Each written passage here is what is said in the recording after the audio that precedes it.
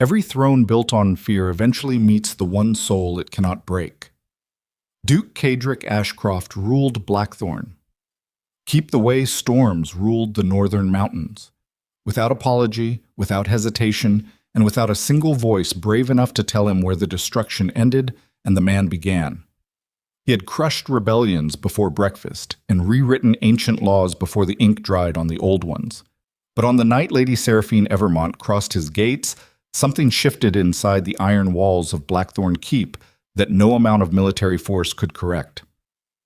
This is a story about what happens when absolute power collides with the one thing it was never designed to contain. Stay until the end, because the last 5 minutes will rewrite everything you thought you understood about this man. The execution courtyard still smelled like wet iron. Cadric Ashcroft stood at the edge of the northern balcony, watching servants scrub the flagstones 3 stories below with lye and horsehair brushes. The stains would fade by morning. They always did. Stone had a way of forgetting what flesh could not, and Blackthorn Keep had swallowed enough blood over the centuries to drown every conscience within its walls. He did not feel guilt. Guilt was a luxury designed for men who could afford to second-guess themselves, and the Duke of Blackthorn had eliminated that particular weakness the same year he eliminated his father's treacherous chancellor, methodically, permanently, and without losing a single night of sleep. Lord Garrett Voss had confessed to embezzling military funds. The confession had taken 11 minutes. The sentencing had taken 4 words. The aftermath required nothing more than a team of servants and enough lie to strip the courtyard clean before the next council session. "The Northern Corridor delegation has arrived, Your Grace." Aldrich Thorne stood 6 paces behind, exactly where protocol demanded. Chief Steward, 43 years of service spanning 2 generations of Ashcroft rule. The kind of man who remembered every feast, every treaty, every quiet disappearance that kept the duchy functional. His voice carried the flat precision of someone who had long ago learned that delivering bad news with emotion only made the consequences worse. Cadric did not turn from the balcony. "How many?" 14 nobles, 6 military advisors, 22 personal guards. Aldrich paused with the careful timing of a man measuring each syllable against the Duke's tolerance. "And Lady Seraphine Evermont." The name landed in the silence like a stone dropped into still water. Kedric's jaw tightened by a fraction that no one except Aldrich would have noticed: the Evermont family. Once among the most powerful houses in the kingdom, until Lord Evermont made the catastrophic decision to publicly denounce the crown's corruption during a royal tribunal. The punishment had been swift and absolute. Stripped of military rank, removed from the royal council, their ancestral lands redistributed among families too cowardly to question the crown, but smart enough to profit from those who did. Now the surviving daughter arrived at Blackthorn Keep as part of a political agreement, a living symbol of a defeated house, offered as a token of good faith between rival territories that trusted each other about as far as a man could throw a warhorse. "Put her in the East Wing," Cadric said. "Standard diplomatic quarters. No special treatment." She specifically requested access to the council archives. Cadric turned. The candlelight carved deep shadows beneath his cheekbones, and his gray eyes held the kind of stillness that made experienced soldiers choose their words very carefully. She requested. Her exact words were that understanding the duchy's governance structure would allow her to fulfill her diplomatic obligations more effectively. Her diplomatic obligation is to sit quietly and remind every lord in attendance that defiance has consequences. Aldrich said nothing. He had served long enough to recognize when silence was the only appropriate response. Cadric looked back toward the courtyard. The servants had nearly finished. By dawn, the stones would gleam as though nothing had ever happened there, as though Lord Voss had never existed at all. That was the thing about power most men failed to understand. It was not the capacity for violence that kept a kingdom intact. Violence was crude, temporary. Any warlord with a sharp enough blade could terrify a room. True authority lived in the silence afterward, in the absolute certainty that consequences were permanent, that mercy was a strategic decision rather than an emotional reflex, and that the man sitting at the center of it all would still be sitting there long after every challenger had been forgotten. "Grant her access to the public records," Cadric said quietly. "Nothing classified, nothing military. Let her read enough to believe she understands how this duchy operates. And if she asks for more, then I will know exactly what kind of game House Evermont is still playing. The delegation arrived in the Great Hall at precisely the 8th evening bell. 14 nobles arranged themselves along the stone gallery with the rehearsed precision of men who understood that positioning within a room was simply warfare conducted without weapons. Military advisors flanked the central aisle. Personal guards lined the outer walls, their hands resting near sword hilts with studied casualness designed to communicate readiness without provocation. Cadric sat on the ducal throne, a massive construction of blackened oak and hammered iron that had been built 3 generations ago by a duke who believed furniture should remind visitors exactly who controlled the room. The throne sat elevated on a stone platform, forcing every person who addressed it to look upward. A small detail. A permanent one. He studied each arriving noble the way a predator studied movement patterns. Lord Harwick, whose nervous habit of adjusting his collar betrayed a man hiding something he had not yet been asked about. Count Brennan, whose exaggerated smile suggested political ambitions that exceeded his actual influence. Lady Morvain, whose cold composure marked her as either the most dangerous person in the room or the most disciplined. Then Seraphine Evermont entered. She wore no jewels, no family crest, no visible indication of the noble bloodline that had once commanded armies and shaped royal policy. Her gown was simple, dark fabric, well constructed but deliberately understated, as though she had made a conscious decision to strip away every external marker of status before walking into a room designed to overwhelm visitors with the dukes. Most people who entered the Great Hall looked upward first. The vaulted ceilings, the iron chandeliers, the military banners hanging from stone columns like warnings stitched in silk. The architecture was engineered to make human beings feel small, and it worked on virtually everyone. Seraphine looked directly at Cadric, not with defiance, not with fear, not with the calculated submission that every trained diplomat perfected before entering hostile territory. She looked at him with the steady, measured attention of someone cataloging exactly what she was dealing with, assessing threat, reading intention, calculating the distance between the man on the throne and the decisions that kept him there. Cadric felt something shift behind his ribs. Not attraction. Something older and more dangerous. Recognition. He had seen that look before. In mirrors. In the polished surface of his own blade before battle. It was the look of someone who had already survived the worst thing that could happen to them and discovered that survival itself was a kind of weapon. Lady Evermont, his voice carried across the hall without effort. 30 years of commanding soldiers had turned his vocal cords into instruments of controlled authority.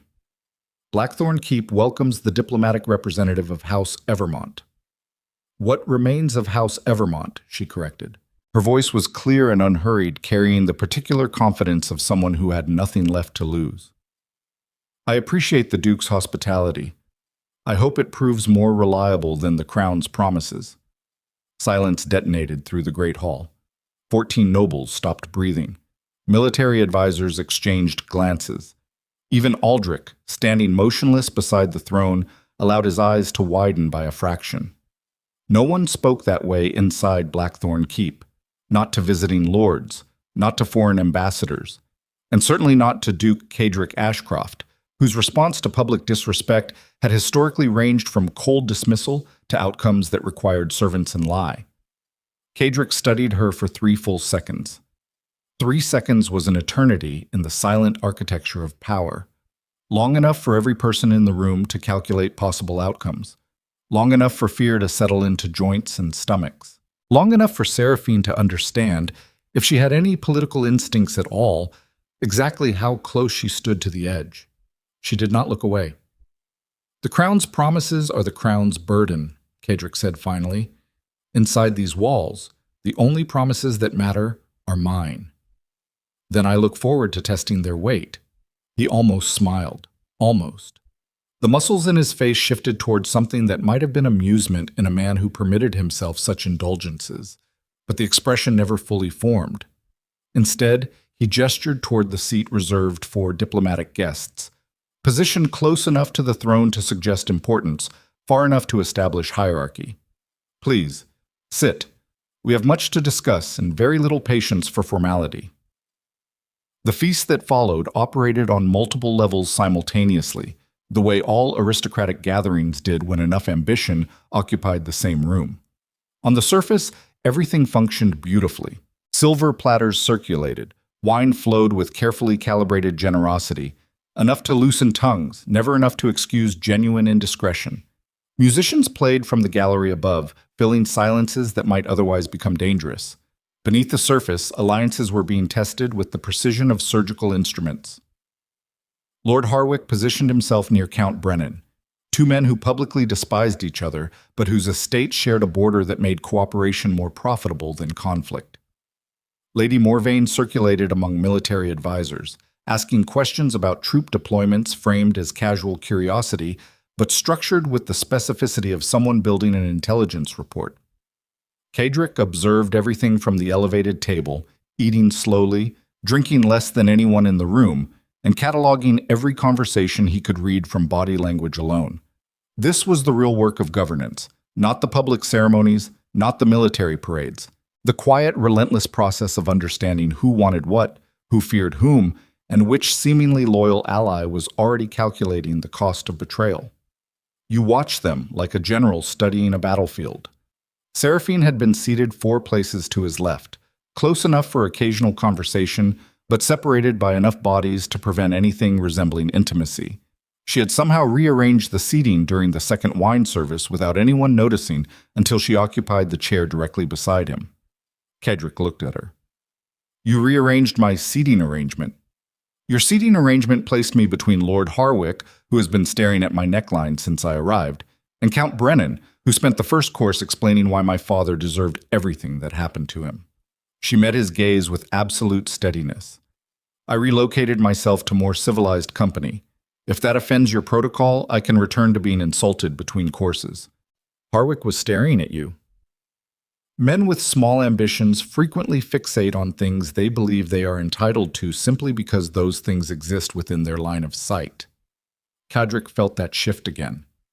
The one behind his ribs. The one he did not want to examine too closely, because examining it meant acknowledging that something had penetrated defenses he had spent decades constructing. "Your father," he said, changing direction deliberately.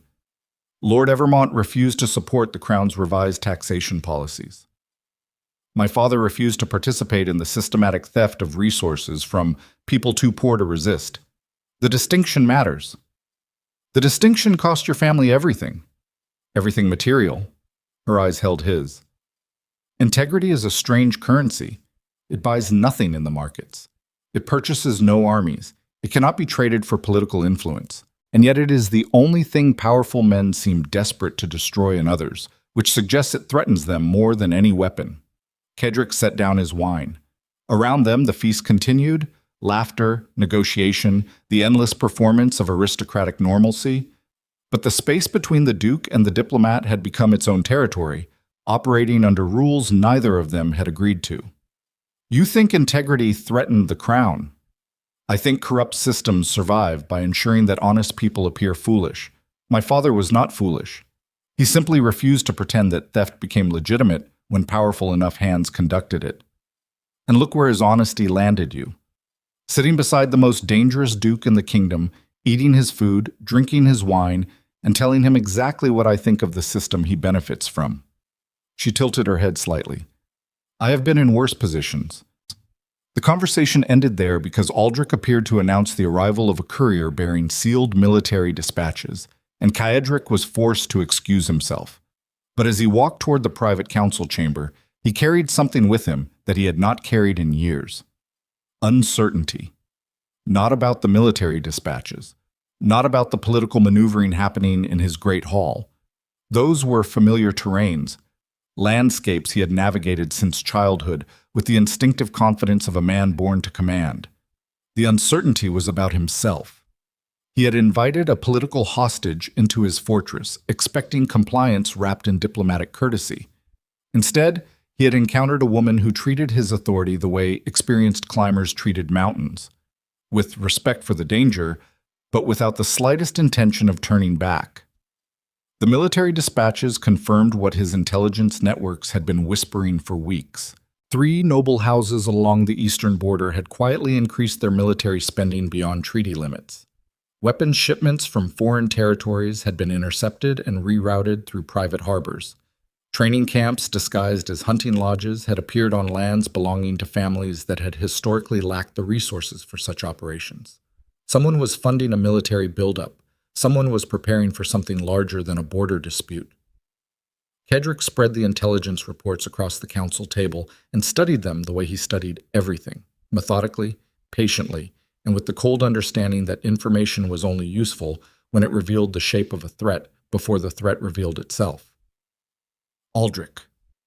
The steward appeared from the shadows as though he had been waiting there his entire life, which in some sense he had. How long has Lady Evermont been requesting access to the council archives? She submitted her formal request within 3 hours of arrival, Your Grace. 3 hours. Kedrick traced the border territories on the map before him. Most diplomats spend their first 3 days requesting better accommodations and complaining about the food. Lady Evermont has made no complaints about her quarters or the cuisine. What has she complained about? The restricted access to financial records pertaining to military expenditure allocations across Allied territories. Kedrick looked up from the map. She asked specifically about military expenditures. She asked about the same discrepancies your intelligence network identified 6 weeks ago. The silence that followed was different from the silence Kedrick typically commanded. It was not the silence of authority asserting itself. It was the silence of a very intelligent man recalculating assumptions he had made about someone he had underestimated. She had not come to Blackthorn Keep as a political hostage, accepting her family's diminished circumstances. She had come because she already knew something was wrong, and she had positioned herself inside the one fortress powerful enough to do something about it. Expand her archive access, Kedrick said slowly. Public financial records for the past 5 years. Trade agreements, customs reports from eastern harbors. Your Grace, the Council will question nothing because the Council will not be informed. Aldrich hesitated. Decades of service had earned him the privilege of occasional hesitation. You are giving a political outsider access to sensitive financial intelligence during a period of suspected military escalation. I am giving a woman who identified the same threat as my entire intelligence network, using nothing but publicly available information and a mind sharp enough to see patterns that trained analysts missed, the resources to confirm what she already suspects. Kedrick looked directly at his steward. If she is right, I need her analysis. If she is wrong, I need to understand how she reached her conclusions. Either way, keeping her locked in diplomatic quarters reading outdated trade summaries wastes the most valuable intelligence asset that has walked through my gates in years.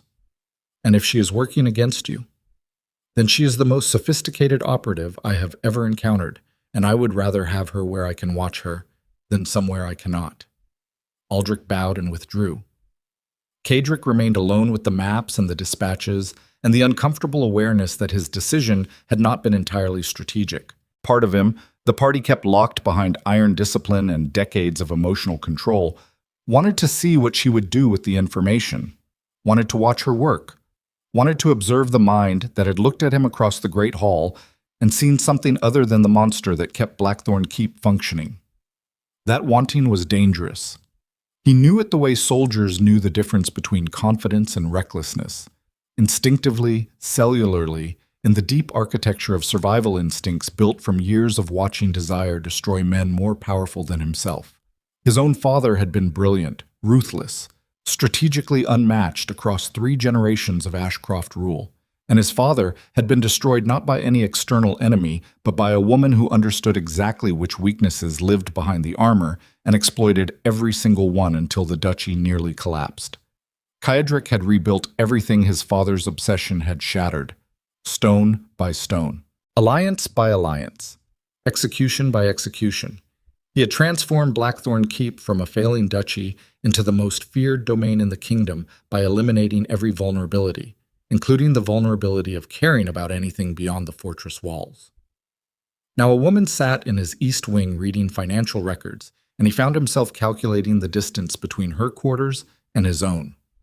The following days established a pattern that every observant member of the court noticed, but no one dared discuss openly.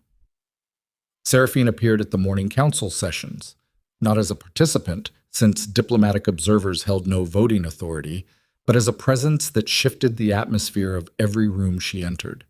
She listened with an intensity that made experienced politicians uncomfortable, taking no visible notes but asking occasional questions that exposed weaknesses in arguments other nobles had spent hours constructing. Lord Harwick proposed a new trade agreement with the Eastern Territories that would have quietly funneled customs revenue into private accounts controlled by allied noble houses. The proposal was elegant, buried beneath layers of legitimate commercial language, and would have passed without scrutiny if Seraphine had not asked a single question. Lord Harwick, could you clarify the revenue allocation structure in Section 14, specifically the mechanism by which customs surplus transfers to the discretionary accounts rather than the central treasury? Harwick's face lost color so gradually that only someone watching closely would have noticed. The discretionary accounts serve administrative functions that coincidentally mirror the financial structures used by the Eastern border houses currently under investigation for treaty violations. She said it without accusation, without theatrical emphasis. She stated it the way someone might state that the sky appeared blue, as observable reality, requiring no emotional embellishment. The council chamber erupted. Harwick demanded to know how a diplomatic observer had obtained information about ongoing investigations. Count Brennan insisted the comparison was baseless and politically motivated. Lady Morvain watched everything with the calculated stillness of someone taking notes for future leverage. Cadric let the chaos continue for exactly 90 seconds. Then he spoke. Lord Harwick, withdraw the proposal. Submit revised terms that route all surplus directly to the Central Treasury. You have until Friday. Your Grace, I must protest. You must do exactly what I tell you to do, or you can join Lord Voss in discovering how thoroughly this duchy handles financial irregularities. The silence that followed was absolute.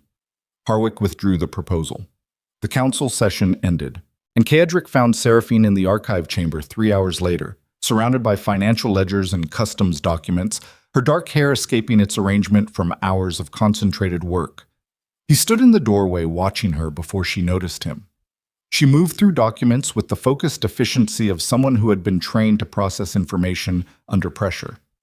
Her fingers traced columns of figures. Her lips moved silently as she cross-referenced entries. Occasionally she paused, staring at nothing, and he recognized the expression. It was the same expression he wore when disparate pieces of intelligence suddenly assembled into a coherent picture. You just made an enemy of Lord Harwick, he said. She did not startle. She looked up with the composed awareness of someone who had known he was there before he spoke. Lord Harwick was already an enemy. I simply made it public. Public enemies are more dangerous than hidden ones. Hidden enemies are more destructive. A man who hates you openly can only attack from directions you can see. A man who hates you secretly dismantles your foundations while you are looking at the horizon. Cadric entered the room. He moved the way he always moved, with the controlled physicality of someone whose body had been shaped by combat training and maintained through discipline rather than vanity. Each step was deliberate. Each gesture served a purpose.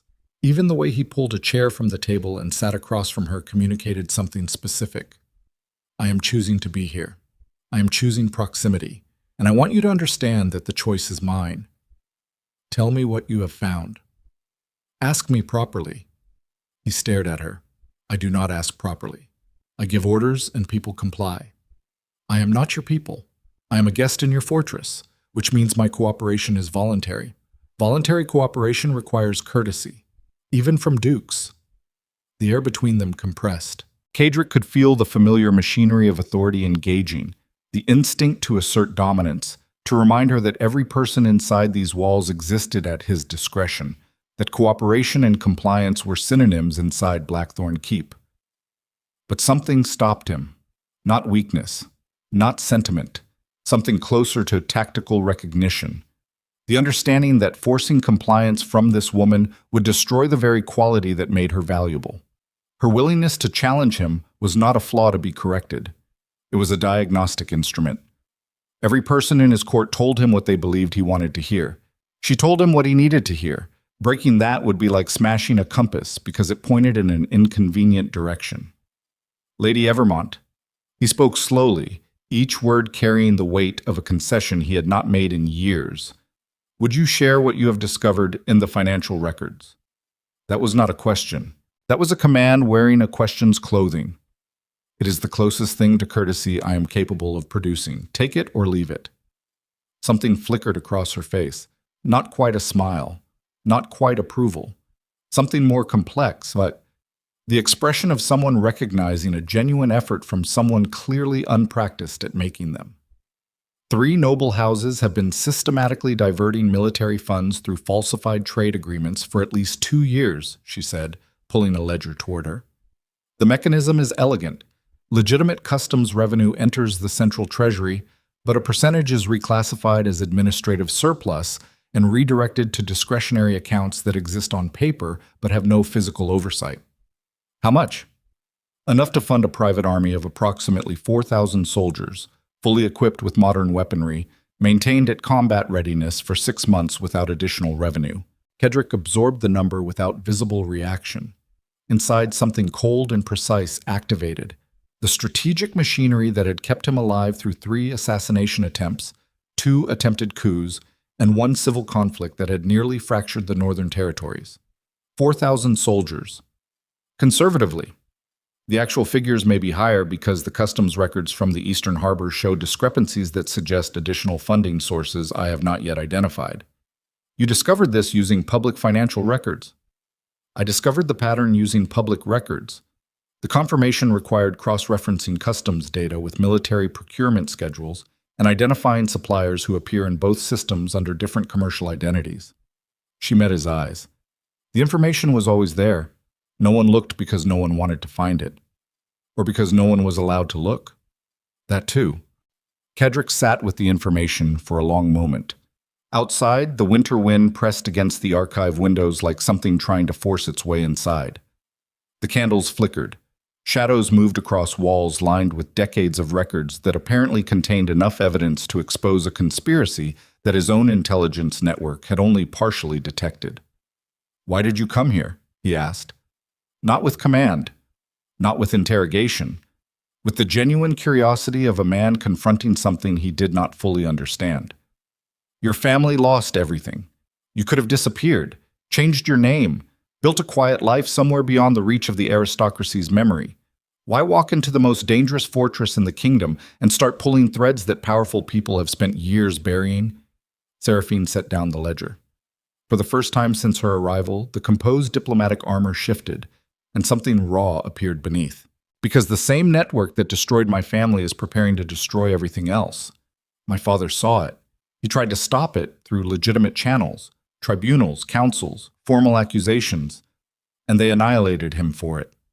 Her voice held steady, but the steadiness itself was a form of controlled force. I do not intend to make the same mistake. Meaning? Meaning I did not come to Blackthorn Keep to file complaints and wait for justice.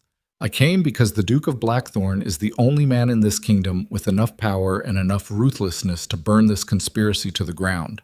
She held his gaze. I came to give you the weapon.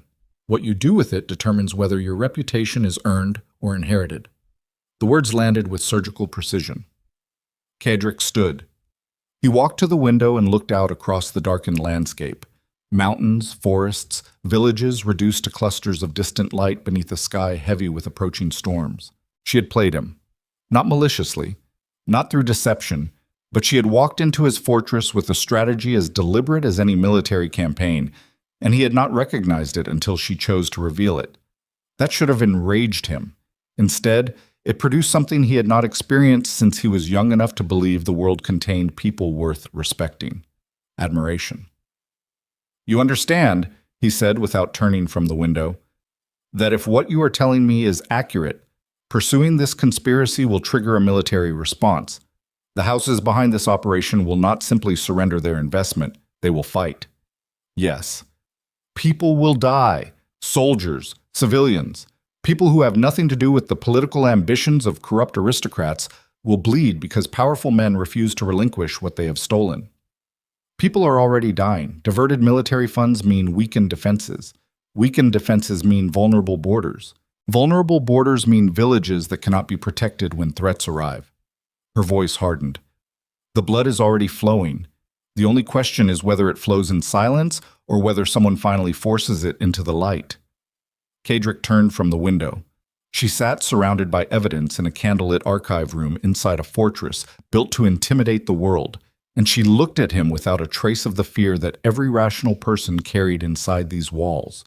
He wanted to possess that fearlessness. He wanted to own the source of it the way he owned everything else within his domain, completely, exclusively, permanently. And in the same breath, he recognized the impulse for exactly what it was. The same weakness that had destroyed his father. The same hunger disguised as strength that turned brilliant men into prisoners of their own obsessions. "I will review your findings personally," he said, his voice controlled to the point of opacity. "You will present a complete analysis to me tomorrow evening, privately. No counsel, no observers." A private audience with the Duke. Her expression revealed nothing. Should I be honored or concerned? "You should be prepared." He left the archive without looking back, but halfway down the corridor he stopped, pressed one hand against the cold stone wall, and allowed himself 3 seconds of absolute honesty. He was not reviewing her findings because they were strategically critical, although they were. He was not requesting a private audience because secrecy demanded it, although it did.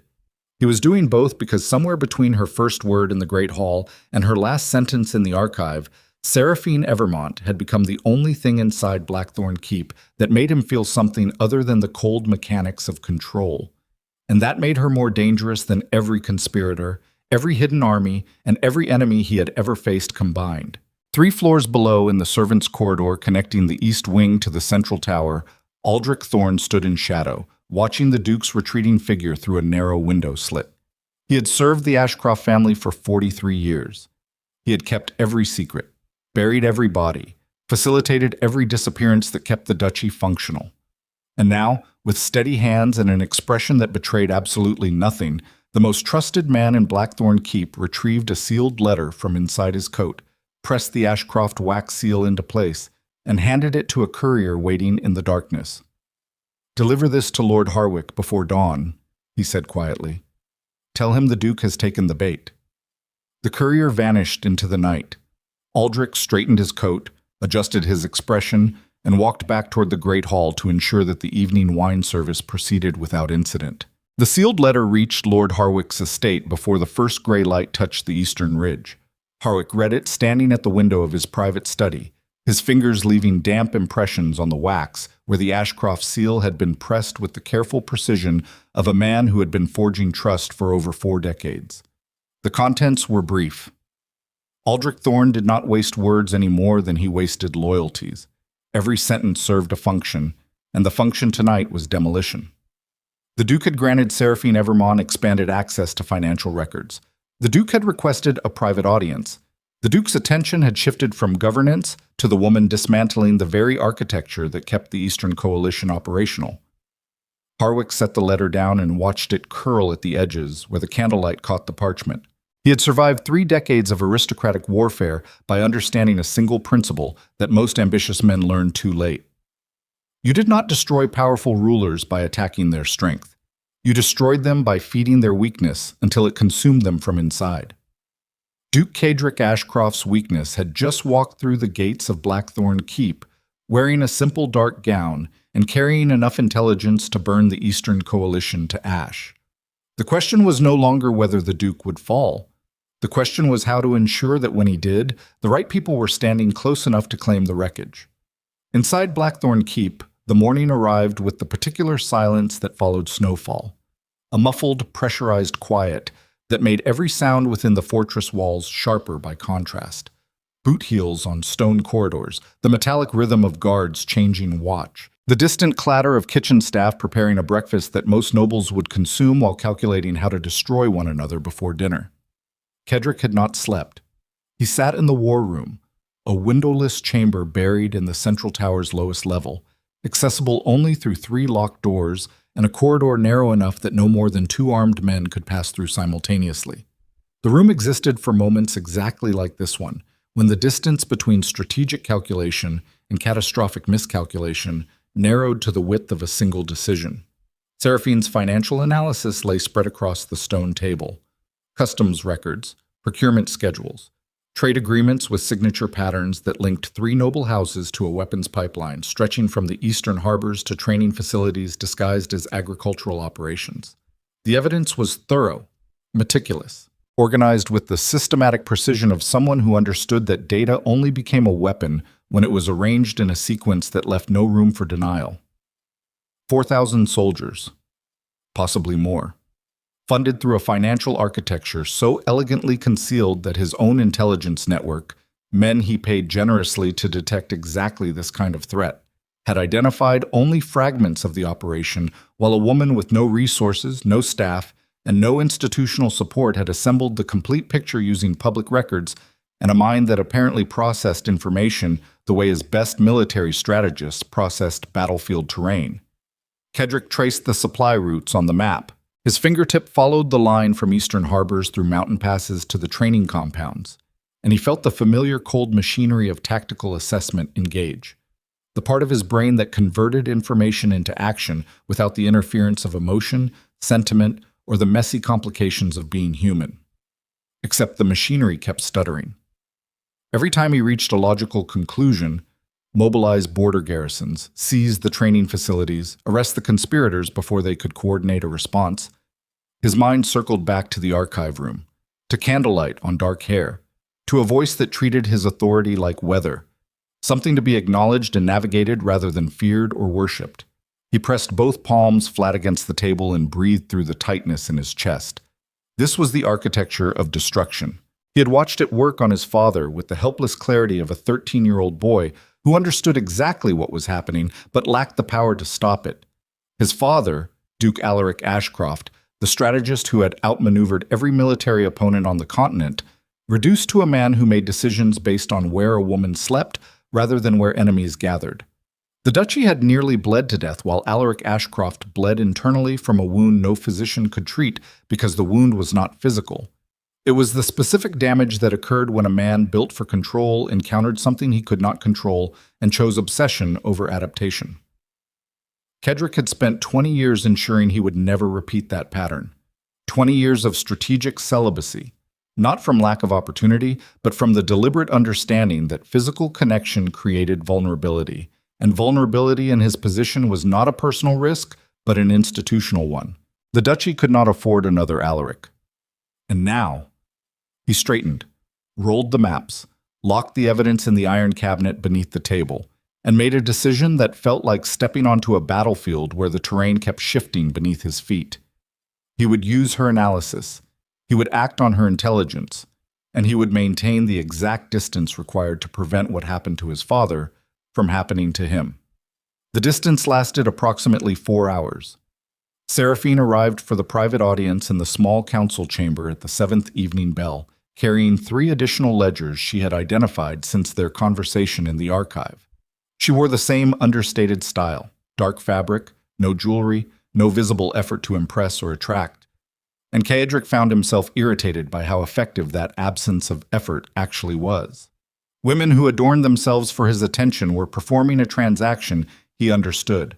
Women who dressed as though his attention was irrelevant to their purpose occupied a category he had no established protocol for managing. "You found more," he said, standing at the far end of the table because the far end of the table was the maximum distance the room permitted. "I found the funding source your analysts missed." She set the ledgers down and opened the first to a page marked with a thin strip of linen. The discretionary accounts receiving diverted customs revenue are not the primary financial mechanism. They are a distraction. The actual funding flows through a network of maritime insurance contracts that exist only on paper. Kedrick walked closer despite himself. The ledger showed a series of insurance claims for cargo vessels that had allegedly sunk during winter storms. Vessels that maritime records confirmed had never existed. "Ghost ships," he said. "Ghost ships generating real insurance payments from underwriters controlled by Lord Harwick's commercial partners. The payments are classified as legitimate business losses, which means they bypass every financial oversight mechanism your treasury employs." She turned to the second ledger. The total value of fraudulent insurance claims over the past 3 years exceeds the combined military budget of Blackthorn Keep's garrison and border defenses. The number hit him like a physical force, not because of its size, although the size was staggering, because of what it revealed about the scope of the conspiracy and the duration of his own blindness. 3 years. For 3 years, an operation of this magnitude had functioned inside his domain, funded by financial instruments his treasury had processed without question, and he had not seen it. His intelligence network had not seen it. His counsel had not seen it. 43 years of loyal service from Aldrich Thorne had not produced a single warning. The thought arrived and lodged itself like a splinter beneath conscious awareness. 43 years. Aldrich had been present for every intelligence briefing, every financial review, every strategic discussion where this conspiracy might have been detected, had access to every report that might have revealed irregularities, controlled the flow of information between intelligence operatives and the Duke with an efficiency that everyone admired and no one questioned. Caldric filed the thought. He did not pursue it yet. Pursuing it without evidence would mean confronting the possibility that the foundation of his entire household was compromised, and that confrontation required preparation, not impulse. "Who else knows about this?" he asked. "No one. I brought the findings directly to you." "Why?" She looked at him with an expression he could not immediately classify. "Because if this information reaches the wrong person before you have time to act on it, every witness, every document, and every piece of physical evidence will disappear within 48 hours. These people have spent 3 years building an invisible army. They did not accomplish that by being careless about exposure. And you trust me to act on it correctly. I trust you to act on it ruthlessly. Correctly is a luxury neither of us can afford." The words hung between them in the quiet chamber. Outside, wind pressed against the stone walls with enough force to make the iron sconces shiver, and the candlelight drew moving shadows across Seraphine's face that made her expression even harder to read. Cedric realized he had moved to her side of the table without consciously deciding to. 3 feet separated them, close enough to see the precise shade of her eyes in firelight. Not the dark brown he had initially catalogued, but something deeper, with threads of amber that appeared only when the light hit from specific angles. Close enough to detect the faint scent of archive dust and ink on her skin, which meant she had spent hours handling old documents before coming here. Close enough that the air between them carried a different temperature than the air in the rest of the room. He stepped back, deliberately. With the controlled precision of a man retreating from an advancing threat he could not afford to engage. "I need 48 hours to verify your analysis independently before I can mobilize military resources," he said. "You do not have 48 hours. Explain." Lord Harwick left the council session today and dispatched 3 couriers within the hour. I watched from the East Wing corridor. 3 couriers riding east, which means 3 messages traveling toward the same territory where your intelligence identified unauthorized military activity. She held his gaze. "He knows I exposed his trade proposal. He knows you supported the exposure. And he is intelligent enough to understand that a duke who publicly humiliates a lord over financial irregularities is a duke who has already begun investigating the larger operation. You're suggesting Harwick will accelerate his timeline. I am suggesting that the moment Harwick realizes the scope of what I have uncovered, this conspiracy transitions from covert preparation to active operation. You will not have 48 hours. You may not have 24. Cedric absorbed this the way he absorbed all critical tactical intelligence, rapidly, completely, and with the simultaneous assessment of multiple response scenarios. But layered beneath the strategic processing, something else was happening. Something that had nothing to do with military logistics or political maneuvering. She had watched Harwick's couriers. From the East Wing corridor, which meant she had positioned herself at a window that provided a direct sightline to the main gate, which meant she had anticipated Harwick's reaction before it occurred and stationed herself to observe it. She was not simply providing intelligence, she was conducting operations. Inside his fortress, without his authorization, with a level of tactical initiative that most of his trained agents lacked. The admiration returned, hotter this time, mixed with something possessive that tasted like iron in the back of his throat. He wanted to own this competence, wanted to claim it the way he claimed territory, through force of will, through the absolute assertion of authority, through the fundamental Ashcroft conviction that everything valuable within reach belonged to whoever was powerful enough to hold it. And in the same heartbeat, he recognized the poison in that wanting. Owning her would neutralize her. The thing that made her extraordinary, the independence, the strategic autonomy, the willingness to act without permission, would suffocate the moment he wrapped his authority around it. He would possess the form while destroying the substance, and he would spend the rest of his life holding an empty shape that reminded him daily of what he had killed. His father had done exactly that, had claimed and consumed and possessed until the woman he wanted became a ghost inhabiting a body she no longer controlled. And the brilliant strategist who had conquered half the continent spent his final years ruling a duchy. He had forgotten how to govern because governance required attention he could no longer spare from obsession. Kedrick turned away from Seraphine and placed both hands on the table, leaning forward with his weight on his arms, and for 3 breaths he simply existed inside the conflict without trying to resolve it. "I will mobilize the border garrisons tonight," he said finally. His voice carried the flat, controlled register that his commanders recognized as the sound of decisions becoming irreversible. Quietly. No formal orders through the council chain. Direct communication from me to garrison commanders using emergency cipher protocols. Bypassing your council entirely. My council includes men who may be compromised. Until I can verify which members are loyal, the council receives nothing. Seraphine nodded. A single, precise movement. "What do you need from me?" "Complete documentation. Every financial trail, every insurance fraud record, every connection between Harwick's commercial network and the Eastern military buildup, organized chronologically with source references that will withstand legal challenge in a tribunal. You intend to prosecute. I intend to give them one chance to surrender before I prosecute. If they refuse, prosecution becomes unnecessary because the military response will make trials redundant." She studied him. "You say that with remarkable calm for a man describing the potential destruction of 3 noble houses. Calm is what happens when a man has already made his peace with the consequences of his decisions before he makes them." He met her eyes. "The moment I dispatch those garrison orders, I am committing to a path that ends in either the complete dismantling of a conspiracy that threatens everything I have built or the destruction of Blackthorn Keep itself. There is no middle outcome. No diplomatic compromise, no negotiated settlement." "Then you understand what my father understood." "Your father understood the corruption. He lacked the power to act on it." "My father lacked the ruthlessness. The power was always there." She paused.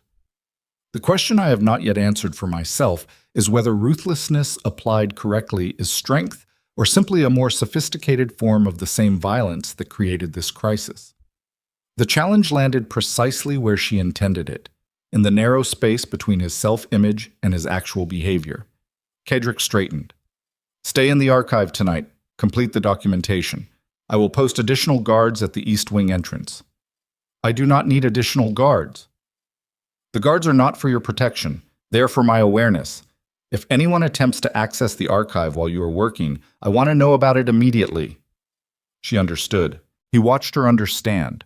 Watched the strategic processing happen behind her eyes as she recognized that additional guards meant the Duke suspected internal threats, which meant the Duke no longer trusted his own household staff, which meant something fundamental had shifted in the way Kedrick Ashcroft perceived the security architecture of Blackthorn Keep.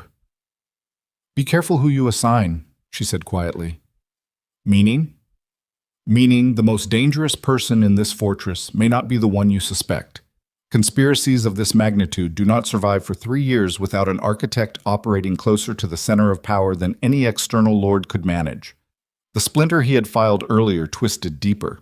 He left the chamber without responding to her last observation because responding would have meant acknowledging it, and acknowledging it would have meant confronting the possibility that the man who had raised him after his father's collapse, who had rebuilt the household administration from wreckage, who had stood 6 paces behind the ducal throne for 43 years with the absolute reliability of stone, that man might be the architect Seraphine was describing.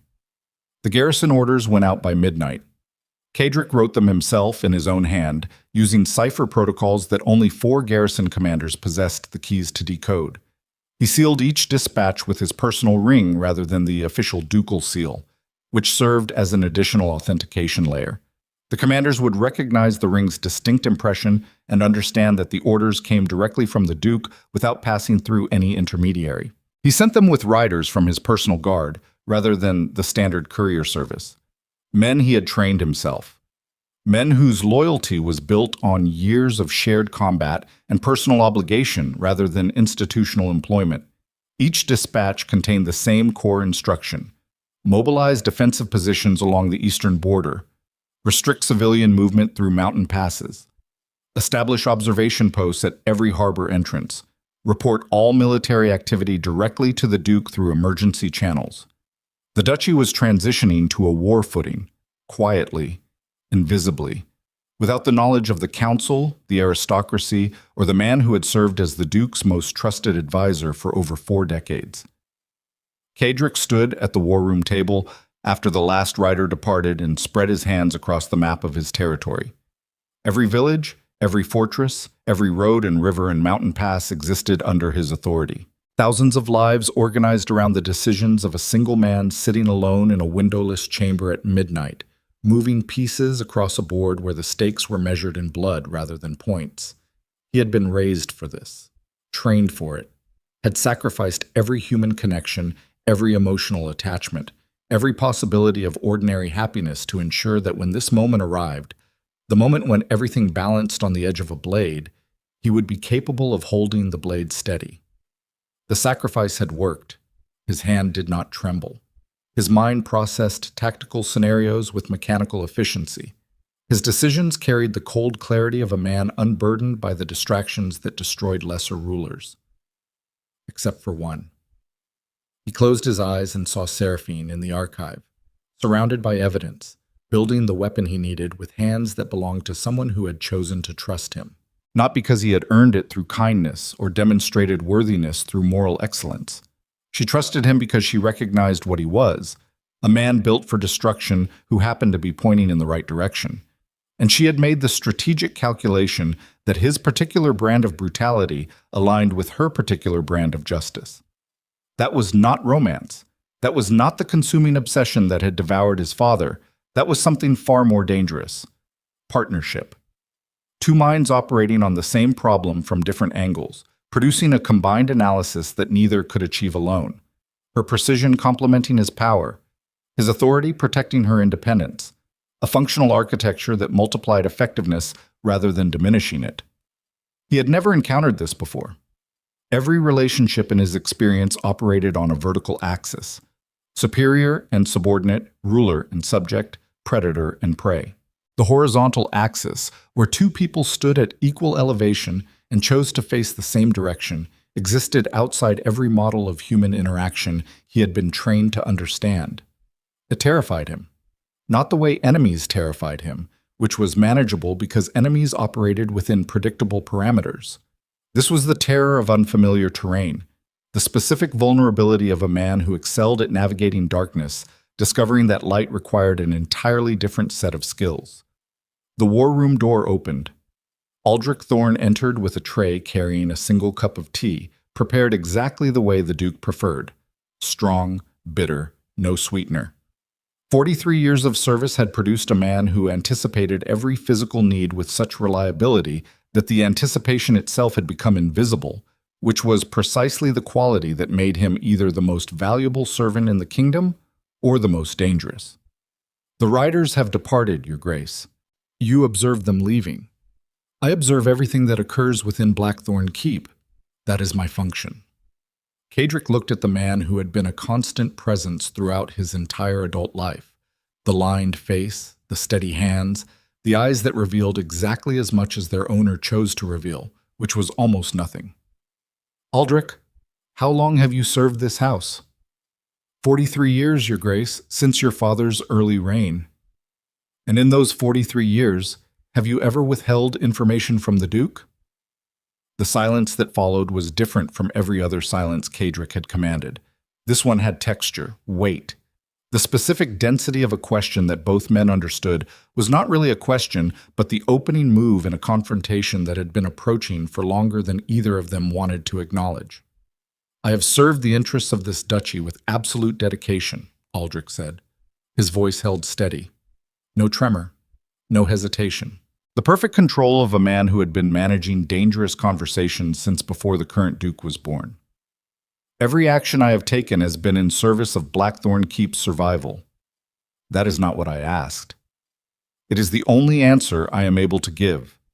Kedrick held the old steward's gaze for 10 seconds. Then he took the tea, drank, set the cup down. That will be all, Aldrich. The steward bowed and withdrew. Kedrick listened to the footsteps recede down the corridor, soon, steady, measured, unhurried. The footsteps of a man who had just been tested and who understood with absolute clarity that the test was only beginning. The tea grew cold on the table. Kedrick did not drink again. 3 hours before dawn, a sound shattered the frozen silence of Blackthorn Keep. The Eastern Watchtower bell. 3 strikes. Pause. 3 strikes. The emergency pattern that had not been used since the border conflicts of the previous decade. Kedrick reached the command balcony in under 2 minutes, armored from the waist up, sword already drawn. Below, the fortress erupted into controlled chaos. Garrison soldiers moving to defensive positions with the trained efficiency of men who had drilled this scenario until muscle memory replaced conscious thought. His captain of the guard met him at the balcony rail. Riders approaching from the east, Your Grace, military formation, approximately 200 cavalry bearing the standards of House Harwick, House Brennan, and House Calvert. 200 cavalry, not an invasion force. No, Your Grace, an embassy, but armed for combat. Kedrick looked east. The pre-dawn darkness revealed nothing except the distant flicker of torches moving in formation along the mountain road. A serpent of fire winding toward his gates with the deliberate pace of men who wanted their arrival witnessed. They are making a statement, Kedrick said. Your Grace, 200 cavalry is not enough to threaten Blackthorn Keep. It is enough to demonstrate that the eastern houses can project military force without warning. They are telling me they know. The captain waited for orders.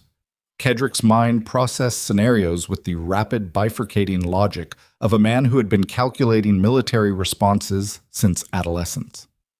The cavalry was a message, not an attack.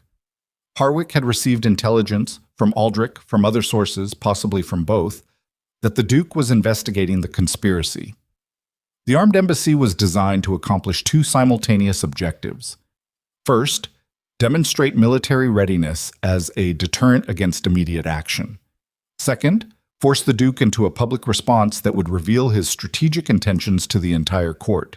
If he closed the gates, he confirmed that he considered the eastern houses hostile, which accelerated the timeline toward open conflict before his border garrisons were fully positioned.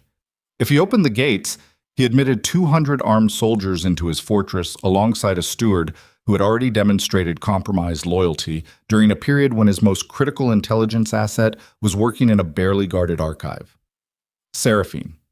The thought arrived with a velocity that stripped away every layer of strategic detachment and exposed the raw, possessive core beneath.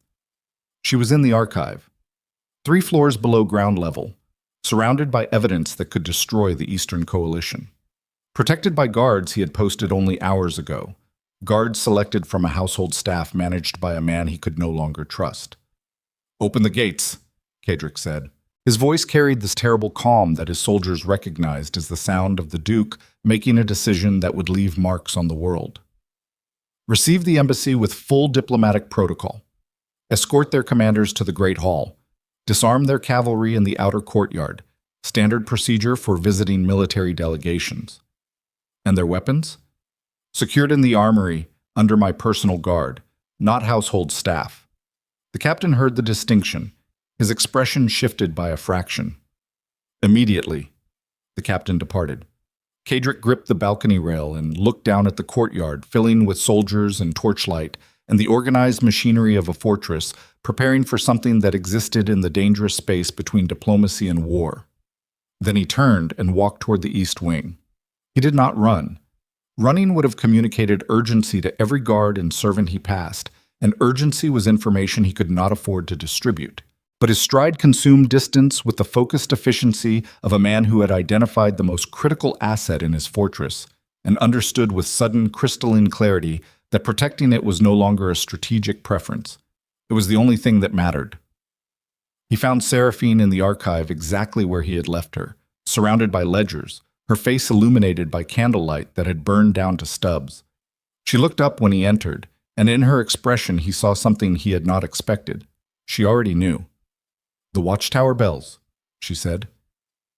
"How many?" 200 cavalry. Harwick, Brennan, and Calvert. She closed the ledger she had been reading. Her movements were controlled, precise. The movements of someone whose body had learned to function efficiently under threat, because threat had been a constant companion for most of her adult life. "They are here for the evidence," she said. "They are here to test whether I will protect it." Their eyes met across the candlelit room, and in that suspended moment, every strategic calculation, every tactical scenario, every careful analysis of risk and reward collapsed into something irreducibly simple. He would protect her. Not because she was an intelligence asset, not because her evidence could destroy his enemies, not because her analysis complemented his authority in ways that made the duchy stronger. He would protect her because somewhere between the archive and the balcony, between the tea he did not finish and the gates he ordered opened, the Duke of Blackthorn Keep had crossed a line that no amount of discipline, no inherited warning, no memory of his father's destruction could pull him back from. "Stay here," he said. "Lock the door from inside. Do not open it for anyone except me." "And if you do not come back?" Cadric paused at the threshold. "Then burn everything." He walked toward the great hall to meet the armed embassy of the three houses that wanted him destroyed, carrying with him the absolute certainty that the man he had been 24 hours ago, the ruler who calculated every decision without emotional interference, who treated human connection as a vulnerability to be eliminated, who governed through fear because fear was the only currency he trusted. That man no longer existed. And the man who had replaced him was about to fight a war he could not win alone. The Great Hall had been transformed into a theater of controlled hostility by the time Cadric descended the central staircase. 200 cavalry soldiers occupied the outer courtyard in disciplined formation, their weapons surrendered to the armory under the watchful supervision of Cadric's personal guard rather than household staff. The distinction had not gone unnoticed. Several of Harwick's officers exchanged glances as their swords were catalogued and locked away by men wearing the Duke's personal insignia instead of the standard Blackthorn garrison colors. Inside, 3 men waited at the long stone table normally reserved for council sessions. Lord Harwick sat at the center, silver-haired, composed, his posture communicating the particular confidence of someone who believed the situation had already been decided in his favor. Count Brennan occupied the seat to his left, his characteristic smile replaced by an expression of studied neutrality.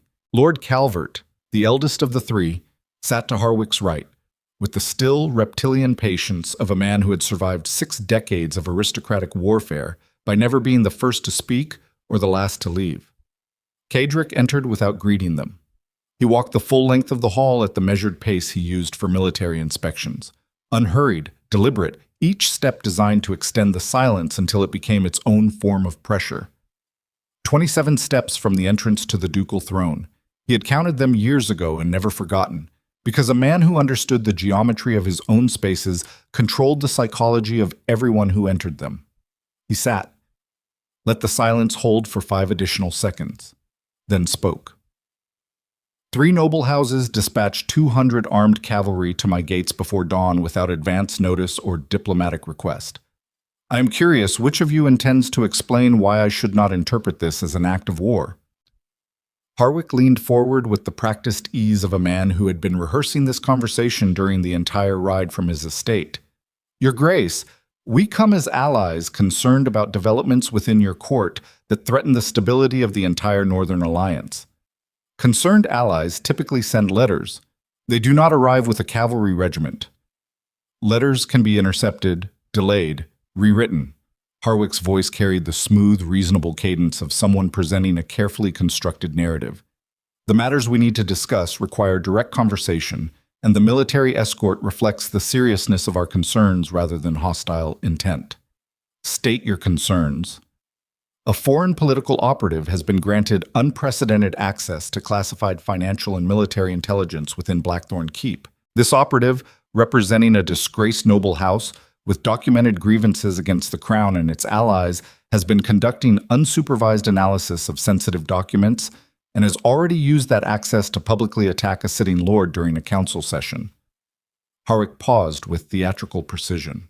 We are here to formally request that Lady Seraphine Evermont be removed from Blackthorn Keep and transferred to neutral custody pending investigation into her activities. The words arrived in the hall like arrows striking stone, precise, calculated, and aimed at a target Harwick clearly believed was vulnerable. Cadrick's face revealed nothing. Beneath the surface, something vast and cold reorganized itself with the efficiency of a military formation responding to enemy contact. Every instinct he possessed, strategic, tactical, and the older, more primitive instincts that operated beneath conscious thought, aligned around a single assessment. This was not a diplomatic petition.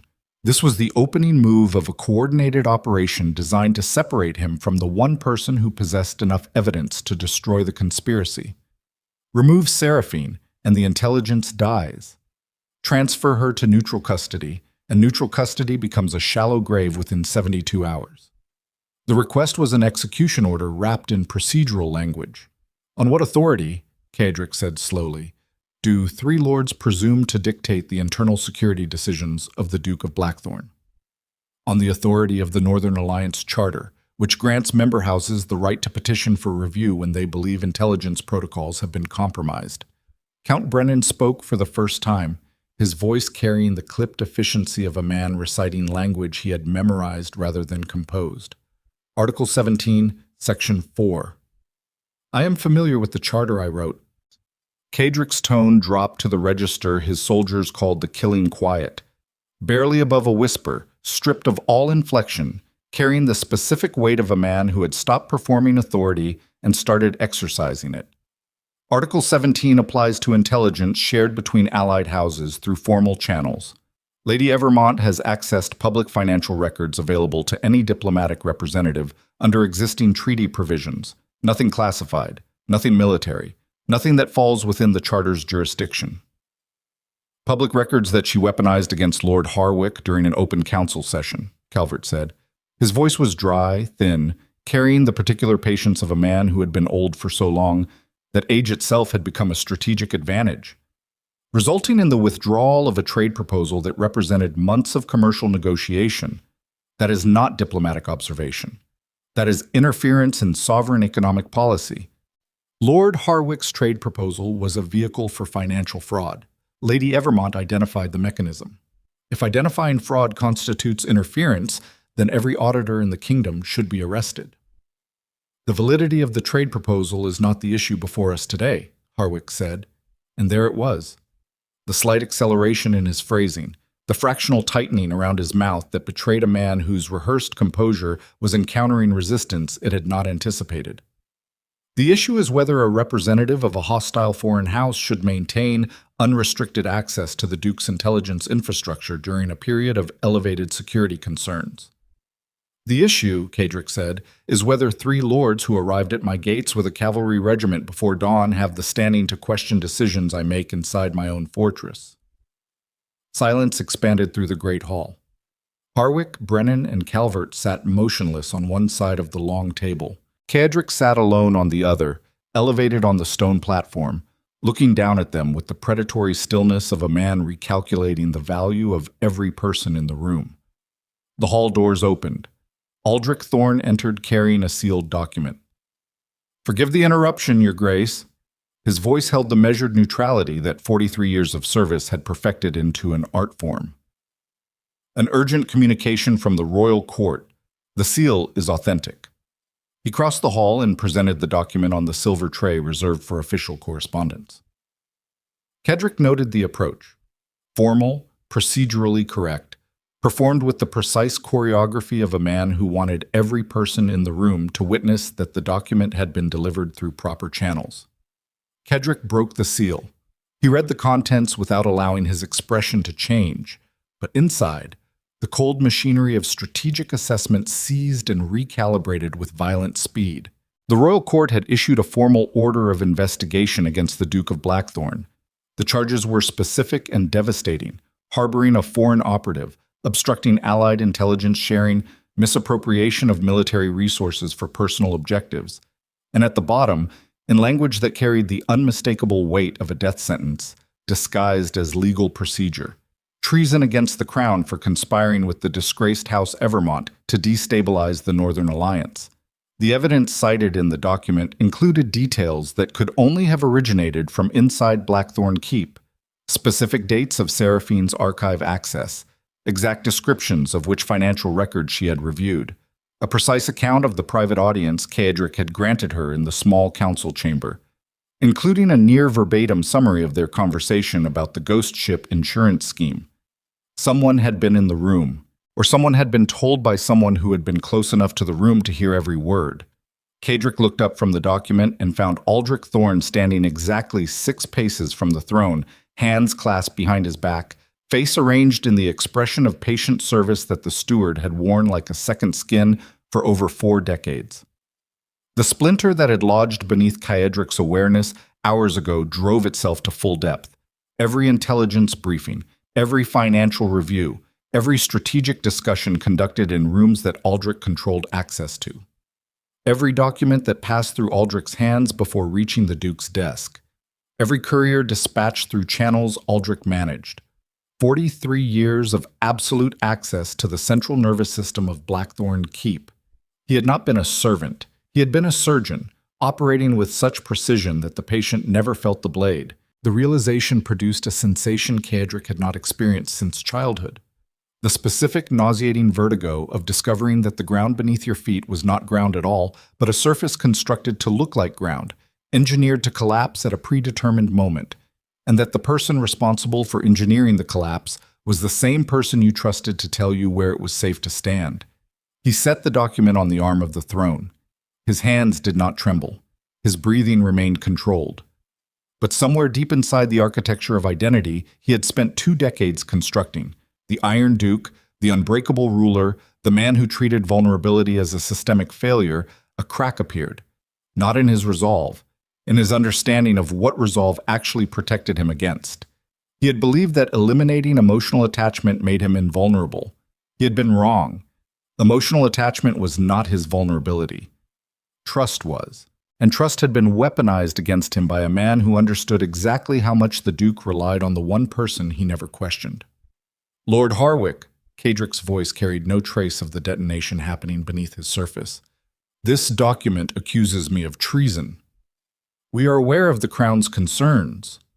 You are aware, because you authored them. Harwick's composure held, but his eyes shifted. A microscopic lateral movement that combat-trained observers recognized as the involuntary response of a man whose position had just been identified with more precision than he expected.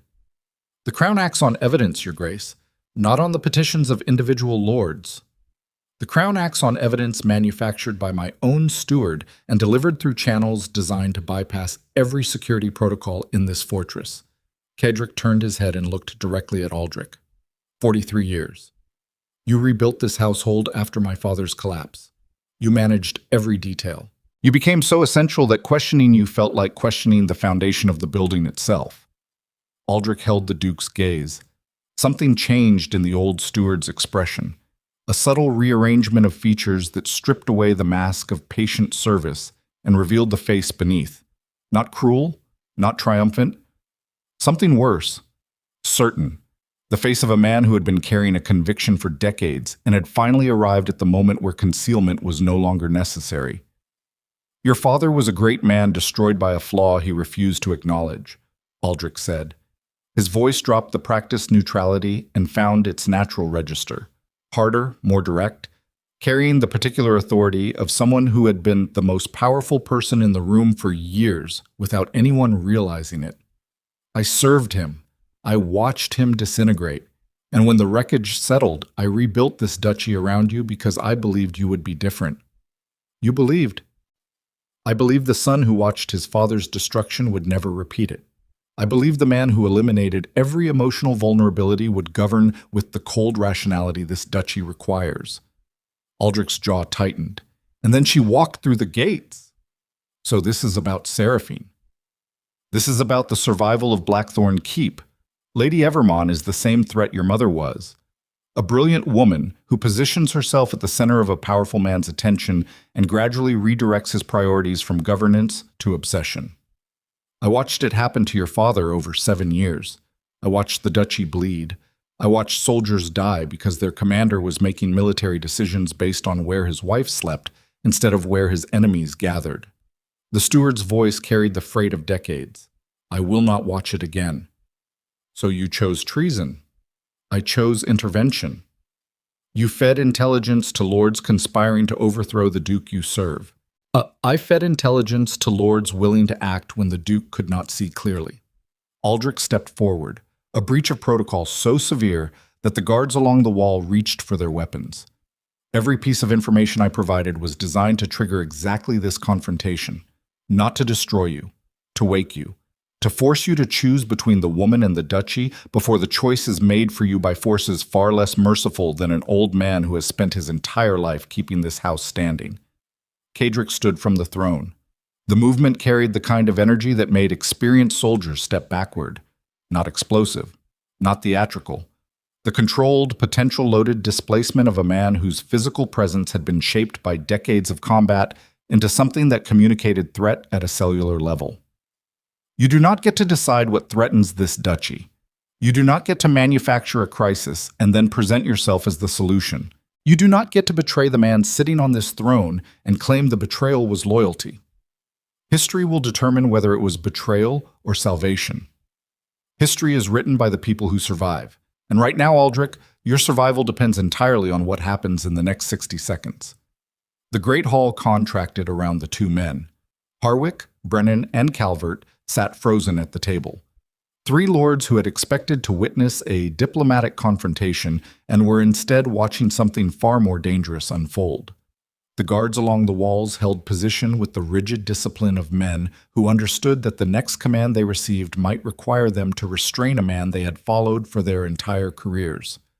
Cadric looked at Aldrich Thorne and saw clearly, perhaps for the first time, the complete shape of the mechanism that had been operating beneath his authority for decades. Aldrich had not simply spied for the Eastern Coalition. He had managed the Duke the way a farmer managed livestock, controlling the information environment, shaping decisions through carefully filtered intelligence, steering the duchy's direction through the subtle manipulation of a man who trusted him enough to never question the quality of the feed. Every strategic success Cadric believed he had achieved independently had been achieved within parameters Aldrich had established. Every threat Cadric believed he had identified through his own analysis had been threats Aldrich had chosen to make visible. The Iron Duke had never been the predator. He had been the weapon, held, aimed, and fired by a man standing 6 paces behind the throne. The realization should have been paralyzing. For a man whose entire identity rested on the conviction that he controlled everything within his domain, discovering that control had been an illusion orchestrated by the person closest to him should have produced the same catastrophic collapse that had destroyed his father. It did not. Something else happened instead. In the space where paralysis should have lived, Cadric felt the old architecture of identity fracture and begin to reorganize. Not around control, because control had been revealed as fiction. Not around fear, because fear was a response to threat, and this was not a threat. It was a completed action, a reality already in motion, a bomb that had detonated years ago whose shockwave was only now arriving. The reorganization happened around a principle he had spent his entire adult life rejecting, because his father's example had taught him it was fatal. The truth about power was not that it required eliminating vulnerability. The truth was that vulnerability properly understood became the only reliable compass. The things that could hurt you were the things that mattered. The things that mattered were the only things worth defending. And defending them required not the elimination of human connection, but the willingness to fight for it with the same ferocity he had previously reserved for fighting against it. He was not his father. His father had been consumed by obsession because obsession operated without strategic intelligence. Alaric Ashcroft had not loved, he had needed, which was a different mechanism entirely, a gravity well that pulled everything inward until nothing remained except the hunger itself. What Cadric felt for Seraphine was not need, it was recognition. The specific, combative, intellectually electrifying recognition of a mind that matched his own, operating from principles he respected, pursuing objectives he shared, and treating him with the terrifying respect of an equal rather than the comfortable deference of a subordinate. That was not his father's weakness. That was the one thing his father never had. "Captain," Kadrick said.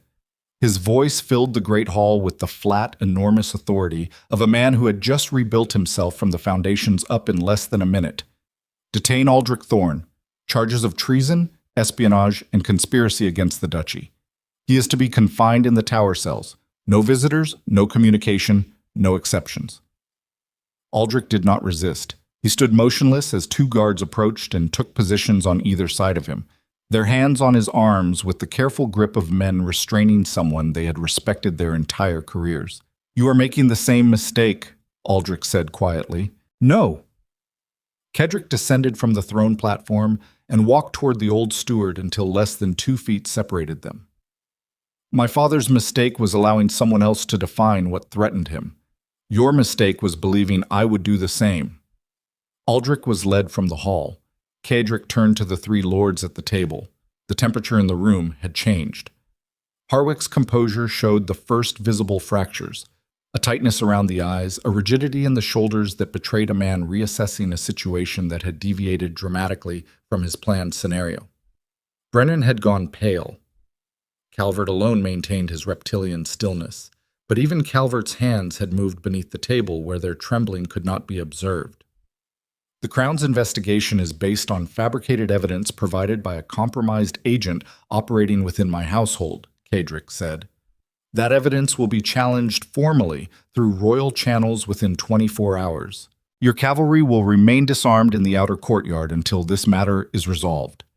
You 3 will remain as my guests inside Blackthorn Keep, where your activities, communications, and movements will be monitored continuously." "You cannot hold 3 lords of the Northern Alliance as prisoners," Harwick said, but the smooth confidence had evaporated from his voice. "I am not holding you as prisoners. I am hosting you as guests during a period of heightened security. The distinction is entirely procedural. The practical effect is identical." Kadrick paused. "Any attempt to communicate with your forces in the courtyard, dispatch couriers, or contact external parties will be interpreted as confirmation that you are active participants in the conspiracy against this duchy and will be treated accordingly." "You are isolating yourself," Calvert said.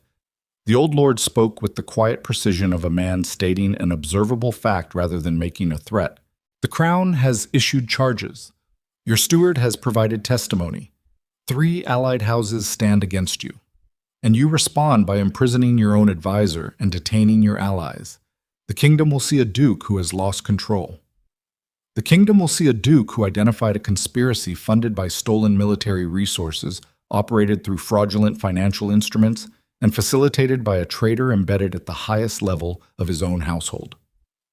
Kadrick met Calvert's ancient eyes. "When the evidence is made public, and it will be made public, the kingdom will see exactly which lords were complicit and which were merely foolish. I suggest you spend your time as my guest, deciding which category you prefer to occupy." He left the great hall without dismissal. The corridor outside was cold and dim, lit by torches that the morning staff had not yet replaced. Kadrick walked through the flickering light with the focused stride of a man operating on a timeline that had compressed from days to hours. Every step carried a decision. Every breath processed the cascading implications of what had just occurred. His steward was in a cell. His allies were potential enemies. The Crown had issued charges that carried a death sentence, and somewhere in the Eastern Territories, a private army funded by 3 years of systematic theft waited for the order to march. He descended to the archive. The guards he had posted still stood at the entrance. He dismissed them with a gesture, not because he trusted the household staff, but because what happened next required privacy that extended even to men he had chosen himself. He knocked once. The lock turned from inside. Seraphine opened the door. Her face was composed, but her eyes carried the particular intensity of someone who had spent the last hour listening to the sounds of a fortress shifting around her and calculating survival probabilities with each new development. "Aldrich," she said. Not a question, a confirmation. "Aldrich." She stepped back to let him enter. and he walked into the candlelit room where she had built the weapon that was about to tear the Northern Kingdom apart. The ledgers were stacked neatly, the documents organized in chronological sequence, everything prepared for the tribunal that might never happen because the people who would normally conduct tribunals were the same people who needed to be tried. "The Crown has charged me with treason," he said, "based on evidence provided by the man I trusted more than anyone alive." She watched him without speaking, not because she had nothing to say, but because she recognized the landscape of a man standing inside the wreckage of his own assumptions, and understood that what he needed in this moment was not advice or analysis, but the space to hear his own voice describe what had happened without the distortion of performance. "I have confined Harwick, Brennan, and Calvert inside the fortress. Their cavalry is disarmed. My border garrisons are mobilizing but will not reach defensive positions for at least 36 hours. I have no council, no steward, no functional intelligence network, and no legal standing with the Crown." He stopped walking, stood in the center of the archive, surrounded by the evidence of a conspiracy that had now expanded to include the institutional structures that should have protected him against exactly this kind of coordinated assault. "I have nothing," he said, "except the fortress, the soldiers who answer to me personally, and the woman my own steward tried to destroy me for trusting." Seraphine crossed the room and stood directly in front of him, close enough that the candlelight illuminated them both with the same wavering glow, casting their shadows together against the archive wall in a single merged shape. "Then we have enough," she said. "You do not understand what is coming. When the Eastern Army mobilizes, they will march on Blackthorn Keep with 4,000 soldiers. My garrison is 1,500. The border forces will not arrive in time. The Crown will not intervene because the Crown believes I am a traitor. We will be outnumbered, outflanked, and legally condemned." "I understand perfectly." Her voice held the same quality it had held since the first night in the Great Hall, steady, clear, carrying the weight of someone who had measured the odds long before entering this room and made her decision anyway. "My father understood the corruption and lacked the ruthlessness. You have the ruthlessness and lack the legitimacy. Together, we have both. Together is a word that has cost every Ashcroft who believed in it. Together is the only word that has ever defeated the kind of enemy you are facing now. Conspiracies survive by isolating their targets, by making powerful men believe that strength means standing alone. Your steward understood that better than anyone. He spent 43 years making sure you trusted no one, valued no one, needed no one. Because a man who stands alone can be surrounded." She held his gaze. "I am not your vulnerability, Cadric. I am the one thing they cannot plan for. Because every model they built, every scenario they prepared, every calculation they ran assumed you would remain exactly the man Aldrich shaped you to be. And if I am still that man would not be standing in this room asking for my help. That man would have handed me to Harwick at the first sign of trouble and calculated the loss as acceptable. That man died somewhere between the balcony and this door." Her expression softened by a fraction, not into tenderness, but into the fierce, combative respect of someone acknowledging what it cost another person to change. "The man standing in front of me is more dangerous than the Iron Duke ever was, because this man fights for something beyond his own survival." Cadric breathed, a deep, deliberate breath that drew cold archive air into lungs compressed by hours of escalating crisis. He felt the fractured architecture of his old identity settling into its new configuration. Not the invulnerable fortress he had constructed over 2 decades, but something more flexible, more dangerous, built from materials that included the one element he had always excluded: connection. Not the consuming, destructive connection that had devoured his father. The strategic, reciprocal, ferociously intelligent connection of 2 people who recognized each other's capabilities and chose to combine them against a shared enemy. He looked at the evidence spread across the archive tables. Months of work. The complete financial anatomy of a conspiracy that had operated undetected inside his own domain for 3 years. Built by a woman who had walked into the most dangerous fortress in the kingdom with nothing except her mind and her father's unfinished mission. "I need to address the kingdom before the Eastern Army mobilizes," he said. "Not through the Crown, not through the Council, directly." "How?" "The Grand Cathedral. Every noble house sends representatives to the Winter Assembly. If I declare the evidence publicly before the assembly, the conspiracy loses its cover. The lords behind it cannot claim legitimate authority while standing accused of documented fraud in front of the entire aristocracy. The crown will try to stop you. The crown will try. The crown will fail, because by the time the assembly convenes, every noble in the kingdom will have received copies of your financial analysis delivered by writers who answer to me rather than to any institution that has been compromised. You are going to bypass every legal structure in the kingdom and appeal directly to the aristocracy with evidence gathered by the representative of a disgraced house, presented by a duke currently charged with treason. She studied him. That is either the most brilliant strategic gamble in the history of this duchy or the final act of a man with nothing left to lose. It is both. He took her hand. The contact was not gentle. It was the grip of a man seizing something he had decided to hold against every force in the world that intended to take it. And I need you standing beside me when I make it. Outside Blackthorn Keep, the winter sun climbed above the eastern mountains and illuminated a landscape that would look entirely different by the time it set. Somewhere beyond those mountains, 4,000 soldiers awaited the order that would launch the first civil war the Northern Kingdom had seen in a generation. And inside the fortress, a duke and a woman who had arrived as a political hostage stood in a candlelit archive, holding evidence that could save or destroy a kingdom, preparing to gamble everything on a single public declaration that would shatter every rule, every protocol, and every tradition the aristocracy had maintained for centuries. There was no retreat from this position. There was no diplomatic compromise, no negotiated settlement, no version of the future where both sides walked away with something salvageable. By sunset tomorrow, Cadric Ashcroft would stand before the most powerful nobles in the kingdom and force them to choose sides. And the man who had once believed that absolute control was the only path to survival was about to discover whether the terrifying, unfamiliar act of trusting another person would prove to be the weapon that saved his duchy or the final vulnerability that destroyed it. The riders departed Blackthorn Keep at first light, carrying sealed copies of Seraphine's financial analysis, bound in leather pouches bearing the Duke's personal insignia rather than the official ducal seal. 14 riders. 14 different routes through mountain passes, forest roads, and frozen river crossings that connected the northern territories to every major noble estate within 3 days' ride.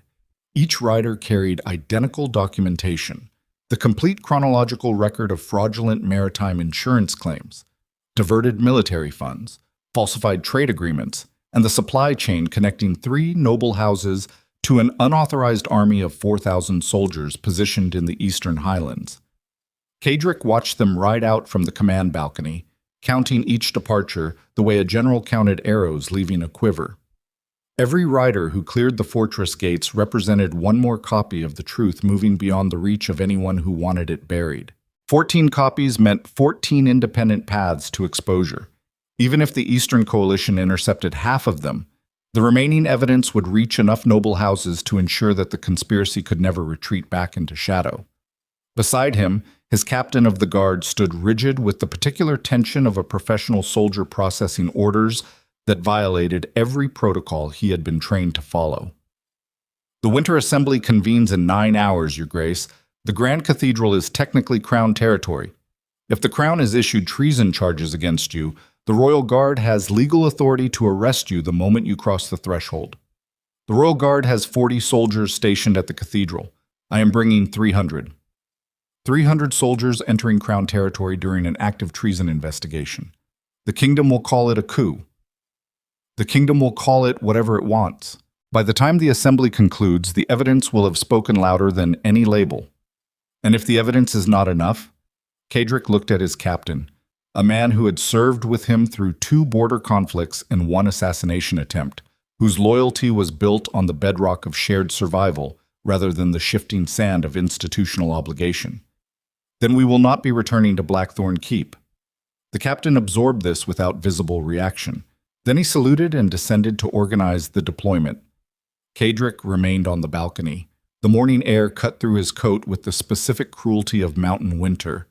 Not the gradual chill of lowland cold, but the immediate, bone-reaching bite of altitude that stripped away comfort and left only sensation.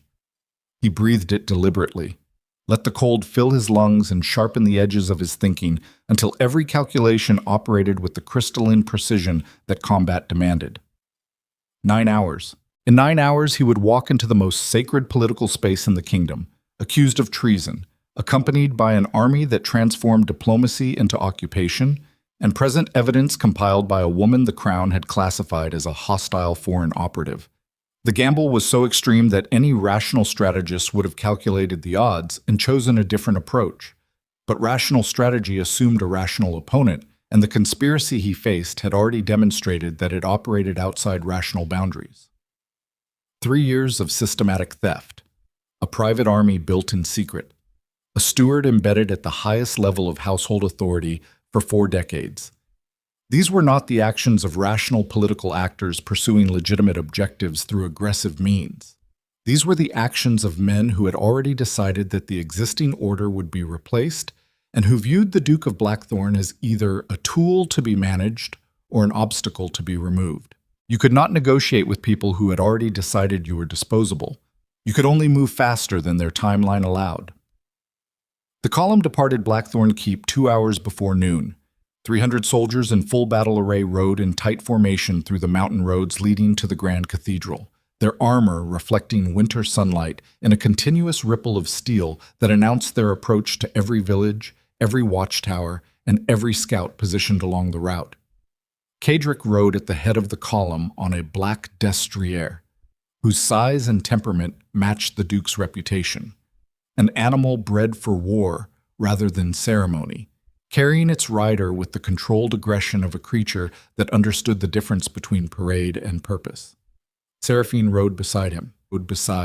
She had refused the covered carriage he offered, choosing instead a gray mare from the military stable and riding in the open air with the straight-back composure of a woman whose father had trained her in horsemanship alongside political theory. The wind pulled at her dark hair and reddened her cheeks, and she looked less like a diplomatic hostage riding toward a legal proceeding than a general riding toward a battle she had been preparing for her entire life. They did not speak during the ride. There was nothing left to discuss. Every strategy had been debated, every contingency planned, every possible outcome analyzed during the hours between the archive and the dawn. What remained was execution, the irreducible moment when planning ended and action began, and the only thing that mattered was whether the people involved possessed the nerve to follow through when the ground started shaking. Cadric glanced at her once during the final approach to the cathedral. She caught the glance and held it, and in that brief exchange he found something he had never expected to find in another person's eyes. Not reassurance, not comfort, not the gentle encouragement that lovers offered when circumstances grew difficult. Certainty. The same cold, absolute certainty he carried in his own chest. The certainty of someone who had counted the cost, accepted the price, and decided that the objective was worth every consequence, regardless of how severe those consequences became. A man who fought alone fought for survival. A man who fought beside someone who shared his certainty fought for something that made survival worth the effort. The difference was not sentimental, it was structural. A fundamental shift in the architecture of combat that transformed desperate defense into coordinated assault. His father had never understood that distinction. Alaric Ashcroft had consumed the people closest to him because consumption was the only model of connection he recognized. He took until there was nothing left to take, and then he wondered why he stood alone in the wreckage. Cadric was not taking anything from Seraphine. She was giving it, voluntarily, strategically, with the full understanding that what she offered were her intelligence, her evidence, her willingness to stand beside a condemned duke in front of the entire aristocracy, might cost her everything she had left. That voluntary sacrifice was worth more than any conquered territory. The Grand Cathedral rose from the valley floor like a monument to the kingdom's conviction that architectural scale could substitute for moral authority. Massive stone walls, iron-reinforced gates, a central hall large enough to hold every noble representative in the northern territories, designed to make human beings feel insignificant beneath ceilings that disappeared into shadow. The royal guard stood at the entrance in formation, 40 soldiers in ceremonial armor whose primary function was symbolic rather than tactical. Their commander, a gray-haired officer named Varric, whose career had been built on procedural compliance rather than military distinction, stepped forward as Cadrick's column approached. Duke Ashcroft, the Crown has issued— I am aware of the Crown's position. Cadrick dismounted without waiting for the formal challenge to be completed. I am also aware that Article 9 of the Kingdom Charter guarantees every accused lord the right to address the Winter Assembly before any legal proceeding is initiated. I am exercising that right. Your military escort exceeds diplomatic allowance by approximately 270 soldiers. My military escort reflects the security requirements of a duke whose own steward was revealed as a traitor less than 24 hours ago. The soldiers will remain in the outer courtyard. I will enter the cathedral with a personal guard of 30, which falls within the maximum permitted under diplomatic protocol. Varric's eyes moved from the Duke to the 300 armed soldiers arranging themselves across the courtyard with the efficient precision of men who had been briefed on exactly this scenario. The mathematics were not subtle. 40 ceremonial guards versus 300 combat veterans. Procedural authority versus functional reality. I will need to consult with— You will need to open the gates, Commander. The assembly convenes in 40 minutes, and I intend to address it. Your consultation can happen while I am walking in. Varric opened the gates. The interior of the Grand Cathedral was already filled to capacity when Cadrick entered. Noble representatives from every significant house in the Northern Territories occupied tiered galleries along the central hall, arranged in the traditional hierarchy that placed the most powerful families closest to the speaking platform and the least influential along the upper balconies where sightlines were poor and acoustics turned every statement into an echo. The noise level dropped by half when Cadrick appeared at the central entrance. By the time he reached the speaking platform, accompanied by Seraphine and flanked by 30 soldiers in full battle dress, the hall had achieved a silence so complete that the sound of his boots on the stone floor carried to every corner. Lord Harwick, Count Brennan, and Lord Calvert were absent. Confined in Blackthorn Keep under armed guard, their empty seats in the gallery served as visible testimony to the Duke's willingness to act outside conventional boundaries. The Assembly Chancellor, a thin, meticulous man named Rowan, whose function was to manage proceedings according to protocol, rose from his seat with the anxious energy of someone watching a controlled situation become uncontrolled. Duke Ashcroft, the Crown has issued formal charges of treason against your person. Under standard procedure, these charges must be adjudicated before. Under Article 9, I have the right to address this assembly before any adjudication occurs. You know the Charter. I wrote the relevant amendments myself. Deny my right, and you violate the document that gives this assembly its legitimacy. Rowan looked toward the Royal Gallery, where the Crown's representative, a senior magistrate named Durn, whose appointment had been quietly sponsored by Lord Harwick's commercial network, sat with the rigid posture of a man whose carefully prepared agenda had just been overridden by someone who refused to follow the script.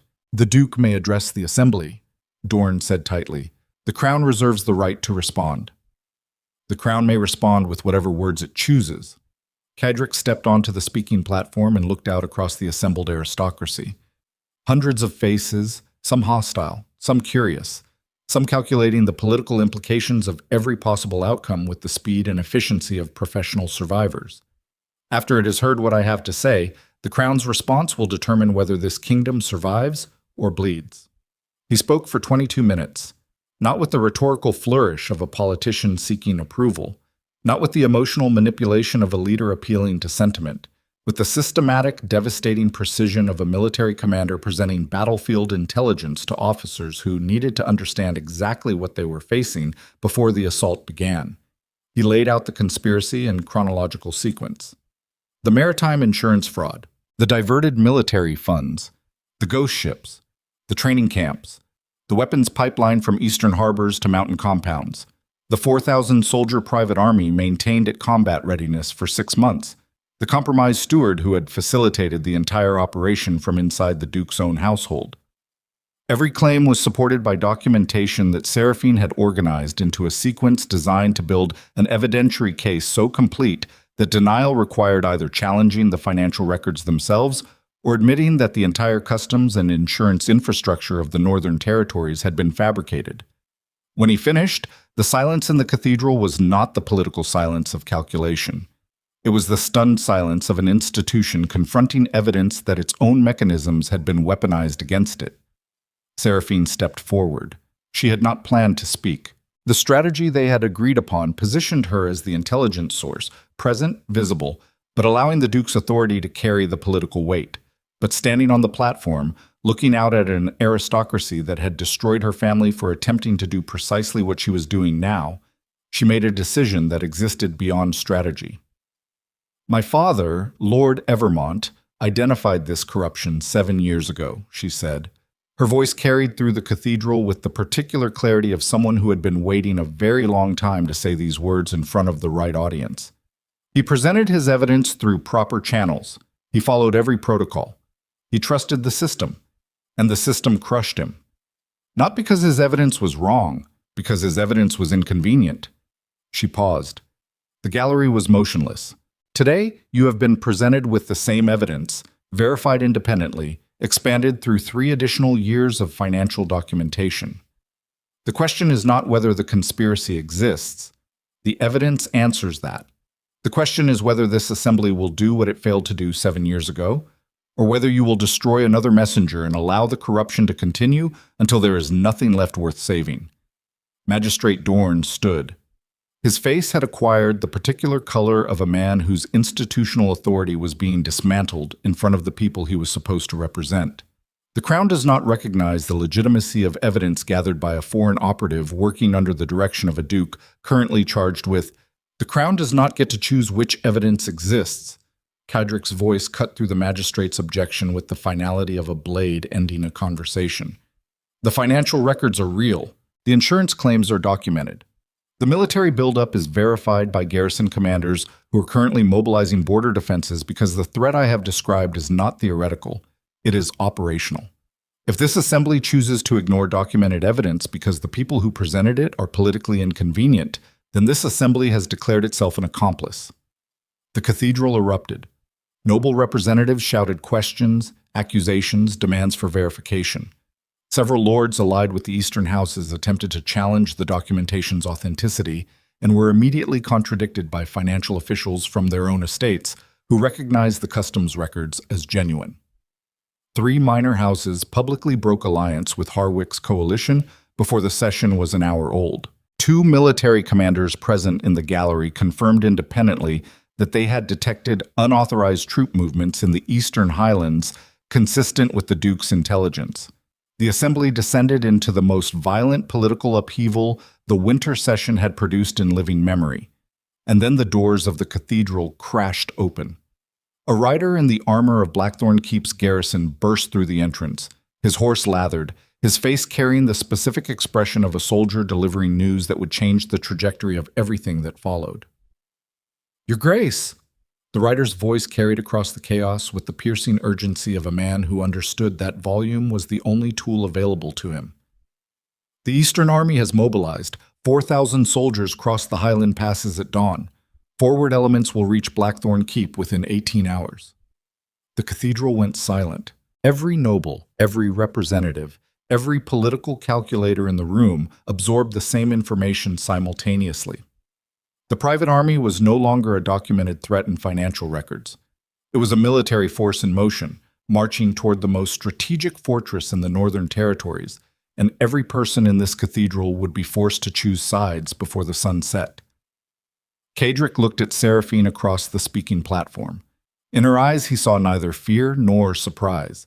She had known this was coming, had calculated the timing, had understood from the moment they departed Blackthorn Keep that presenting the evidence publicly would force the conspiracy to abandon secrecy and commit to military action, because secrecy was no longer viable once the aristocracy had seen the documentation. She had used the assembly to force the enemy into the open, and the enemy had responded exactly as she predicted. "Lords of the Assembly," Kedrick said. His voice held the flat, controlled register that 300 soldiers in the courtyard recognized as the sound of their duke shifting from political mode to operational command. "You have heard the evidence. You have seen the documentation, and you now know that a private army funded by the systematic theft of your kingdom's military resources is marching on Blackthorn Keep. This is no longer a political debate. This is a military crisis." He stepped down from the platform. Every house that stands with Blackthorn Keep will receive the full protection and alliance of the duchy in the conflict ahead.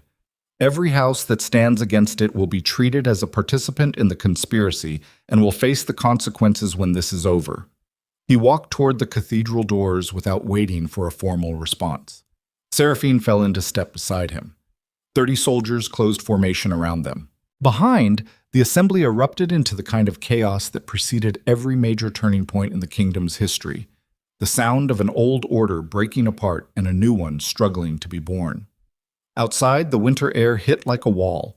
Kedrick mounted his destrier and turned to his captain. "Recall every soldier. Full march back to Blackthorn Keep. We have 18 hours to prepare a fortress for a siege. We are outnumbered 3-1 to survive." The column reformed. 300 soldiers who had ridden to the cathedral expecting a political confrontation now rode back toward their fortress, knowing they were riding toward a war. Kedrick pushed the pace hard. The horses drove through frozen roads at a speed that risked injury, but reflected the mathematical reality that every hour lost in transit was an hour the Eastern Army gained in positioning. The landscape blurred. Mountains, forests, villages that watched the Duke's column thunder past with the wide-eyed silence of civilians recognizing the difference between military exercise and military urgency. Seraphine rode beside him without complaint, matching the punishing pace stride for stride, her face set against the cutting wind with the focused endurance of someone whose body had learned to subordinate discomfort to necessity. They reached Blackthorn Keep as the afternoon light began failing. The fortress stood against the darkening sky with the massive, implacable solidity of a structure designed to withstand exactly the kind of assault that was now approaching. Stone walls, 40 feet high, iron-reinforced gates, defensive towers positioned to create overlapping fields of fire across every approach route. But 1,500 soldiers against 4,000 was not a ratio that stone walls alone could equalize. Kedrick dismounted in the main courtyard and began issuing orders with the rapid, precise efficiency of a man whose mind had been converting strategic assessment into tactical instruction during every mile of the ride home.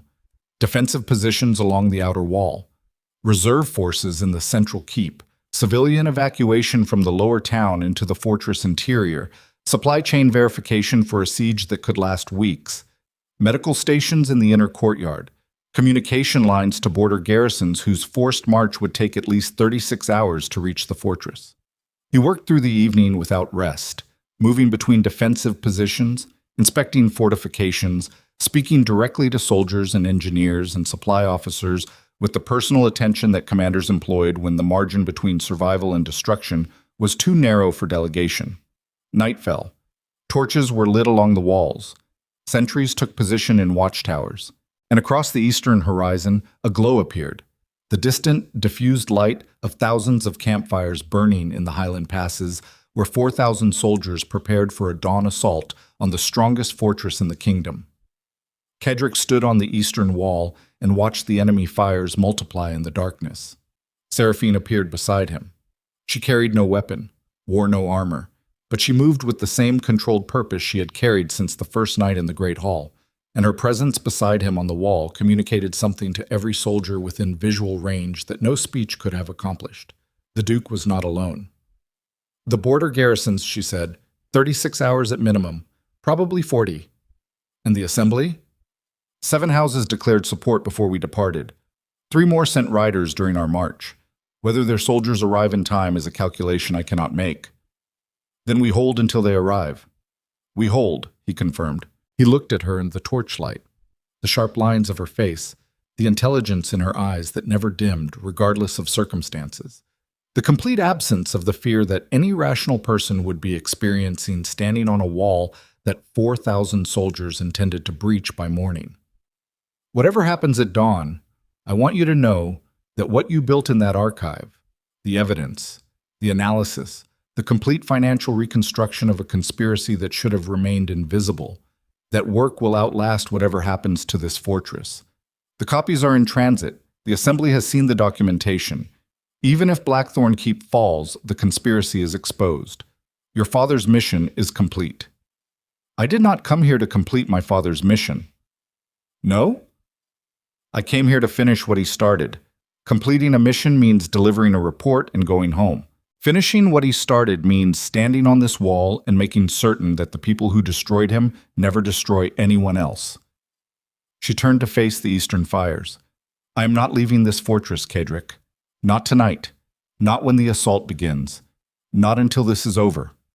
He reached for her hand, gripped it the way a man gripped a lifeline in rough water.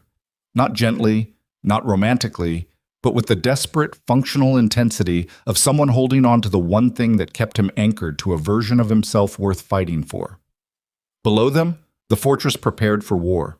Soldiers checked weapons. Engineers reinforced gates. Physicians laid out surgical instruments by torchlight. 1,500 men and women organized themselves for a battle that mathematics said they could not win, and that courage demanded they refuse to lose. And on the eastern horizon, the campfires burned closer. The first war drums reached Blackthorn Keep at the fourth morning bell. A deep, rhythmic percussion that traveled through the frozen air and settled into the chest cavity like a second heartbeat. The sound of 4,000 soldiers moving in coordinated formation through the highland passes, close enough now that individual torch flames could be distinguished from the wall. Kedrick stood at the main gate in full battle armor, sword drawn, surrounded by the soldiers who would hold the first line when the assault began. His face was streaked with sweat from the overnight preparation. His muscles carried the deep ache of a body that had been working without rest for over 30 hours. His eyes burned with fatigue that willpower alone held at bay, but his hands were steady.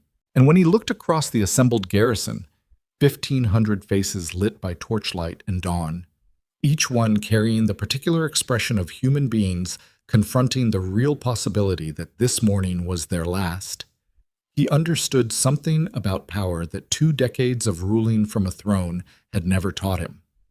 A man who fought to preserve his authority fought with calculation. A man who fought to protect the people standing beside him fought with something that calculation could not measure and mathematics could not predict. The Eastern Army crested the final ridge. 4,000 soldiers in battle formation, their standards bearing the combined insignia of Harwick, Brennan, and Calvert, spread across the valley before Blackthorn Keep like a dark tide rising against a stone shore. Cavalry on the flanks, infantry at the center, siege equipment rolling forward on wooden wheels that crushed frozen ground beneath iron-rimmed weight. The sight should have been demoralizing. It was not, because every soldier on the wall of Blackthorn Keep looked to the man standing at the gate and saw something they had never seen before in the Iron Duke's eyes. Not cold strategic calculation, not the detached precision of a commander evaluating acceptable casualties. Something fiercer, something older, something that operated beneath the intellectual machinery of military training and connected directly to the raw, ancient mechanism that turned ordinary human beings into forces that armies broke against rather than through. He was fighting for something he loved, and every soldier on that wall recognized it because every one of them was fighting for the same thing. The people beside them, the walls behind them, the fragile human architecture of loyalty and shared purpose that transformed stone and steel into something an enemy could shatter but never conquer. "Hold the gates," Kedrick said. His voice did not need volume. It carried the way certain sounds carry across impossible distances, through stone, through armor, through the hammering pulse of 1,500 hearts, beating in the collective rhythm of people who had decided together that this wall would not fall. The Eastern Army charged. The collision when the first wave struck the main gate produced a sound that Kedrick would carry for the rest of his life. The deep, catastrophic percussion of 4,000 pounds of siege ram meeting iron-reinforced oak, followed by the screams of men on both sides discovering simultaneously that the distance between courage and terror was exactly 0. He fought at the gate, not from the command position behind the lines where generals traditionally directed operations with the detached overview that military doctrine demanded. At the gate, where the ram struck, where the stones fell, where the space between defender and attacker compressed to the width of a sword blade, and every decision was measured in fractions of seconds rather than strategic intervals. He fought the way he had been trained, efficiently, brutally, with the mechanical precision of a body that had converted decades of combat drills into reflexes that operated faster than conscious thought. But beneath the mechanics, something else drove him, something that turned each defensive stroke into an act of purpose rather than survival. Every blow he blocked protected the wall behind him. Every wall protected the fortress. Every stone of the fortress protected the people inside it. And somewhere inside those walls, a woman who had chosen to stand beside him rather than flee was organizing the civilian defense, transforming the castle's internal architecture into a secondary line of resistance, coordinating physicians and engineers and household staff into a functional support system that kept the garrison supplied, treated, and operational while the battle raged outside. The first assault lasted 3 hours. The Eastern Army withdrew to regroup, leaving dead and wounded scattered across the approach to the main gate. Blackthorn Keep's walls held. The gate held. The soldiers held. But the cost was visible in the faces Cedric passed as he walked the defensive line during the lull. Blood on stone. Exhaustion in eyes that had been open for 2 days. The particular silence of soldiers counting their dead and calculating whether the numbers they had left were enough to survive the next wave. "Your Grace, them." His captain appeared at the eastern tower, his armor dented, a shallow cut above his left eye bleeding freely into his beard. Intelligence from the south tower. The enemy is repositioning siege ladders along the northern wall. The next assault will come from multiple directions. How long before they are ready? 2 hours, maybe less. 2 hours. Cedric leaned against the stone wall and felt his body register every hour of lost sleep, every muscle strained beyond tolerance, every bruise and cut that combat had carved into flesh that was running on nothing except will and the absolute refusal to stop. He closed his eyes for 3 seconds. Behind his eyelids, he saw his father, not the broken man who had collapsed under the weight of his own obsession. The other version, the brilliant strategist who had conquered half a continent before desire consumed him. The man Cedric had spent his entire life trying to surpass, and his entire adulthood trying not to become. He opened his eyes. He was not his father, not the brilliant version and not the broken one. He was something neither of those men had ever been, a ruler who had learned in the space of 72 hours that the thing he had spent decades defending against was the same thing that made defense meaningful in the first place. "Redistribute the reserve forces," he said. "Northern Wall gets 60 additional soldiers. Eastern Wall holds current strength. I want archers in every tower with clear sightlines to the siege ladder positions." "And the main gate?" "I hold the main gate." The captain hesitated. "Your Grace, if you fall at the gate..." "If I fall at the gate, every soldier on this wall will know their duke died defending the same ground they are defending. That knowledge is worth more than any tactical redeployment." The second assault began before the 2 hours elapsed. It came from 3 directions simultaneously: siege ladders against the northern wall, a renewed ram assault on the main gate, and a flanking approach through the frozen river channel on the southern perimeter that Cedric's engineers had fortified with improvised barriers overnight. The battle compressed into a series of moments so intense that time itself seemed to fracture and reassemble in jagged fragments. The sound of steel on steel, the heat of bodies fighting in confined spaces where the cold air turned breath into fog that mixed with smoke from burning pitch. The screams that rose from both sides of the wall, sounds that erased every distinction between attacker and defender and reduced war to its irreducible essence. Human beings destroying each other because other human beings had decided that destruction was more profitable than coexistence. Cedric fought until his arms burned and his grip on the sword handle became an act of conscious determination rather than physical capability. He fought until blood, some his, some not, coated his gauntlets and turned the weapon slippery in his hands. He fought until the part of his mind that processed tactical information in real time began reporting data with the delayed, distorted quality of a system operating beyond its design limits. Then, through the smoke and chaos, a sound reached him from inside the fortress. Not a battle sound, not the percussion of siege equipment or the clash of weapons. A horn, not the enemy's horn. The deep, resonating blast of Blackthorn Keep's great tower horn. The signal that had not been sounded in a generation, because it communicated a message so specific that only one circumstance justified its use. Reinforcements sighted. Kadric looked south from the gate position and saw, through the haze of smoke and winter light, a column of cavalry cresting the southern ridge. Hundreds of riders in formation, their standards catching the pale sun, and among those standards, the insignia of houses that had declared support at the winter assembly, riding hard toward Blackthorn Keep with the desperate speed of allies who understood that arrival time was the difference between reinforcement and eulogy. But they were still miles away, and the Eastern Army had heard the horn too. The assault intensified with the frantic energy of an attacking force that recognized its window was closing. The ram struck the main gate with redoubled force. Siege ladders went up along every wall simultaneously.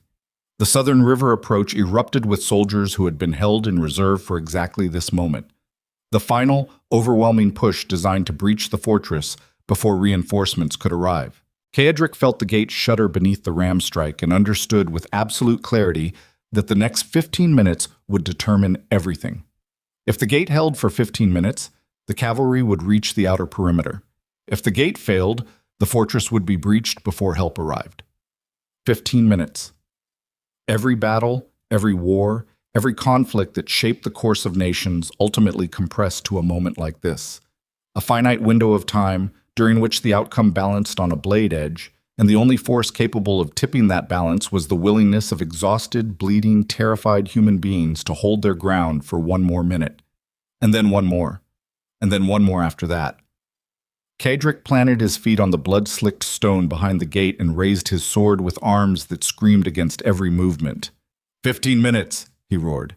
His voice tore through the chaos with the raw, shredded quality of a man who had been shouting commands for hours and had nothing left except the sound itself. 15 minutes and this war is over. Hold this gate. Hold this wall. Hold this ground. The gate shuddered again.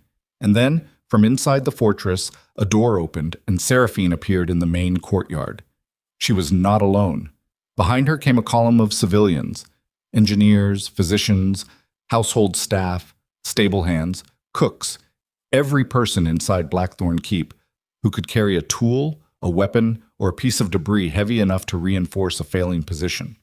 She had organized them during the battle, had assembled them from the inner corridors, the medical stations, the supply rooms, had transformed every non-combatant inside the fortress into a reserve force that materialized at the exact moment the front line was about to collapse.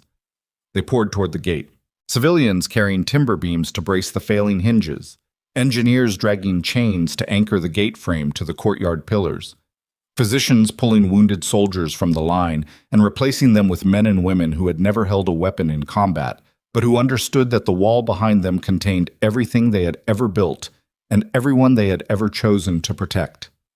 Kadric saw her through the smoke, saw her directing the civilian deployment with the same composed authority she had used to dismantle Lord Harwick's trade proposal in the council chamber, saw her hands, the same hands that had traced financial columns in candlelit archives, lifting a timber brace into position against the gate while siege impacts shook dust from the walls.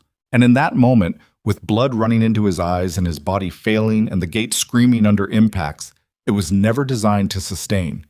The Duke of Blackthorn understood the answer to the question he had been asking since the night Seraphine Evermont walked through his gates. Power was not the capacity to stand alone against every threat. Power was the capacity to build something worth standing beside. The gate held. The gate held, and the cavalry from the southern ridge struck the Eastern Army's flank like a hammer, finding the exact fracture line in stone that turned solid mass into rubble.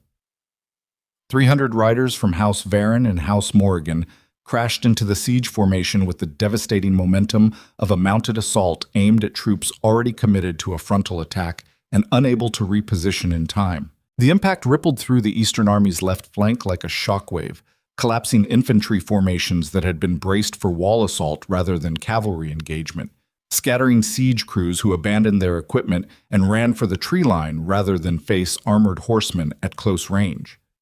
Kadric felt the pressure on the gate release before he understood why. The ram strike stopped. The screaming shifted direction, no longer the concentrated fury of an assault focused on a single breach point, but the dispersed, chaotic sound of an army losing cohesion as its operational plan disintegrated under an attack it had not anticipated from a direction it had not secured. He pushed forward through the gate with the 30 soldiers still standing behind him and saw the battlefield transform in real time. The Eastern Army, designed for siege operations against a fixed defensive position, fractured into disconnected clusters as cavalry swept through gaps in its formation. Officers screamed orders that could not be heard above the collision of mounted and dismounted combat. Standards fell. Command chains severed, and then the second column appeared. From the western approach, a route the eastern commanders had dismissed as tactically irrelevant because it wound through narrow forest roads unsuitable for large formations. 200 infantry soldiers wearing the colors of the border garrison emerged in disciplined ranks. Not the full garrison force, which was still 30 hours from arrival. An advance element. Fast-marching scouts and light infantry who had been pushed ahead of the main column at a pace that would have killed lesser soldiers. 200 was not a decisive number. But 200 fresh soldiers arriving from an unexpected direction against an army already reeling from a cavalry assault on its opposite flank produced a psychological impact that exceeded their tactical value by an order of magnitude. The Eastern Army was surrounded on 3 sides with a fortress wall on the 4th. The collapse happened faster than anyone on either side had predicted. Military formations that had maintained disciplined cohesion through hours of siege warfare disintegrated into individual survival decisions as soldiers calculated the difference between organized retreat and desperate flight, and chose flight.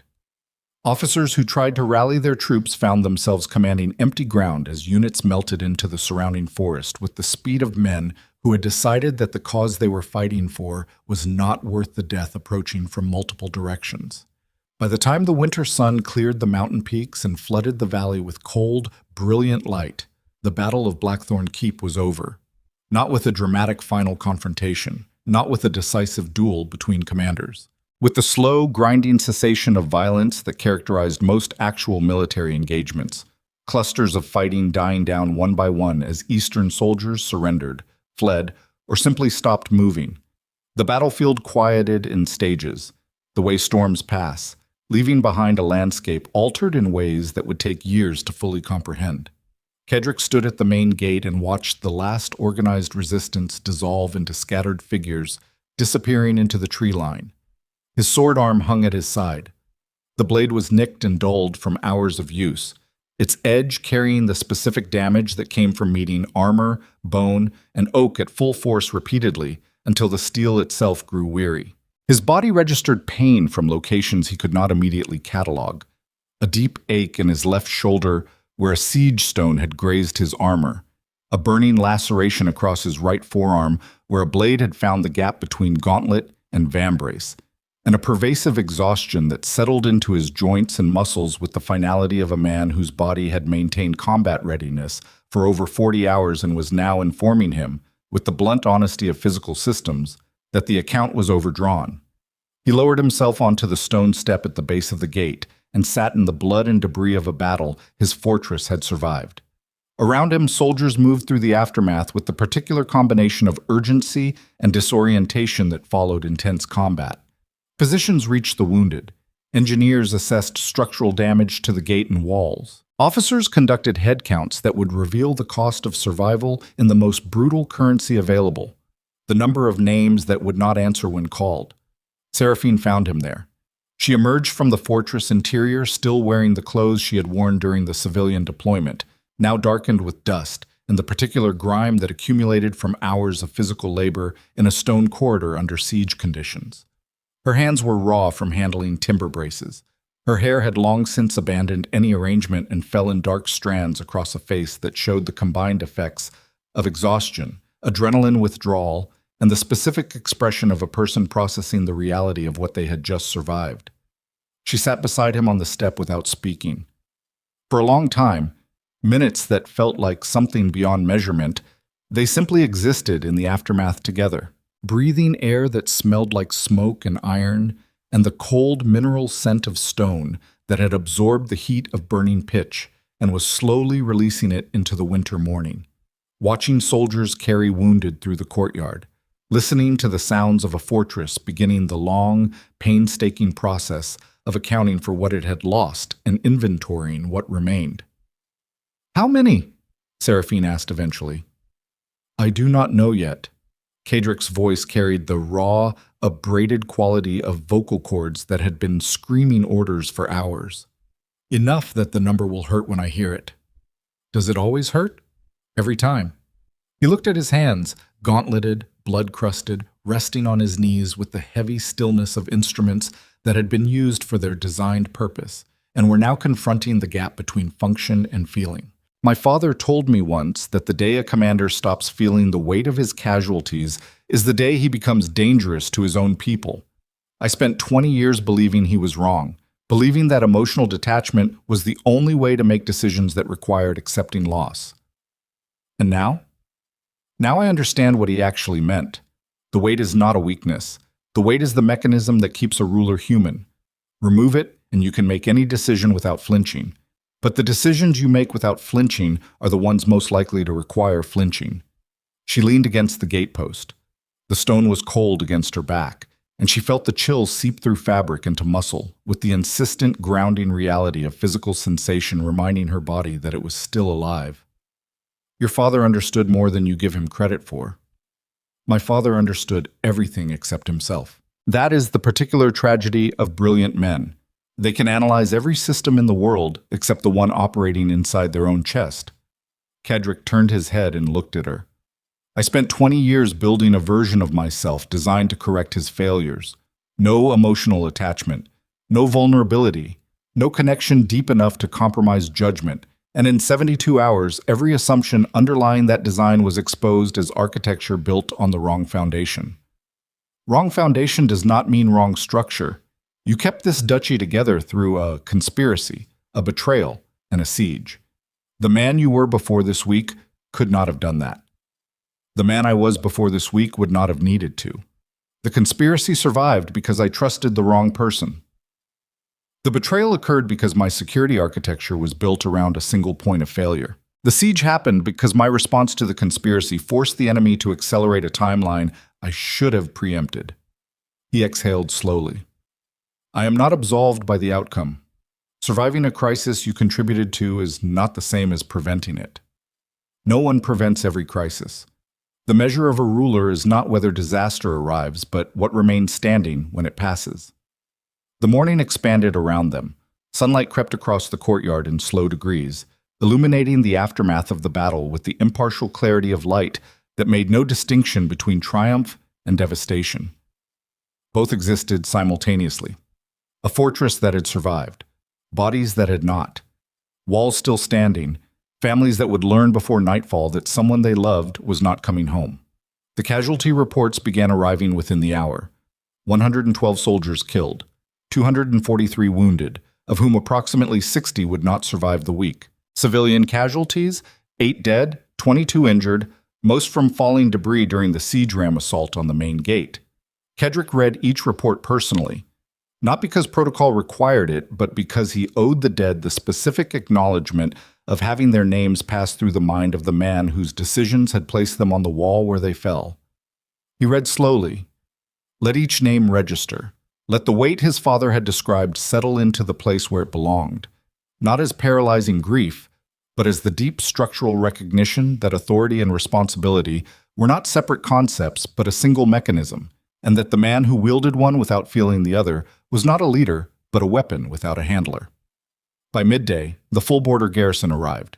800 soldiers in marching formation crested the northern ridge and descended toward Blackthorn Keep with the disciplined pace of men who had been force marching for 40 hours and were operating on professional pride rather than physical reserves. Their commander, a weathered colonel named Strand, who had served under Kaedric during the border conflicts, rode ahead to deliver his report. Your Grace, border garrisons fully mobilized. Eastern Highland passes secured. We intercepted approximately 600 retreating soldiers from the Eastern Army and accepted their surrender. The remaining force has dispersed into the forests. Organized resistance has effectively ceased. Lord Harwick. Brennan, Calvert. Harwick attempted to escape Blackthorn Keep during the assault. Your guards intercepted him at the East Wing service entrance. He is currently confined in the tower cells alongside Aldrich Thorne. Brennan surrendered voluntarily and has been cooperative. Calvert. Strand paused. Lord Calvert requested an audience with you before any formal proceedings. Did he? He said, and I am quoting exactly, "Tell the Duke that old men recognize endings when they see them, and I prefer to negotiate mine while I still have currency." Kedrick almost smiled. The expression did not fully form. His face was too exhausted, too battered, too marked by the events of the past 3 days to produce anything that resembled normal human expressiveness. But the muscles shifted in the right direction. "Grant him his audience, tomorrow, after I have slept for the first time in 3 days." He did not sleep immediately. First, he walked the walls of Blackthorn Keep in the afternoon light, stopping at each defensive position where soldiers had fought and fallen. He did not make speeches, did not offer the kind of performative gratitude that politicians employed after crises they had not personally experienced. He simply walked, looked at the damage, looked at the faces of the men and women who had held the line, let them see him seeing them. At the northern wall where the siege ladders had been repelled by a garrison unit that had sustained the highest casualty rate of any position, he stopped and stood in silence for a full minute. The soldiers at the position watched him without speaking. They did not need words. They needed their Duke to stand on the ground where their friends had died and carry the weight of that knowledge in his body, rather than processing it as a line item in a casualty report. He gave them that. At the main gate, engineers were already beginning repairs on the hinges that Seraphine's civilian deployment had braced with timber during the battle. The improvised reinforcement had held, barely, according to the engineers, who estimated that another 3 ram strikes would have shattered the temporary bracing and brought the gate down. 3 ram strikes. Approximately 4 minutes of additional assault. The difference between the fortress standing and the fortress falling had been 4 minutes. Kedrick looked at the timber braces still wedged against the gate frame.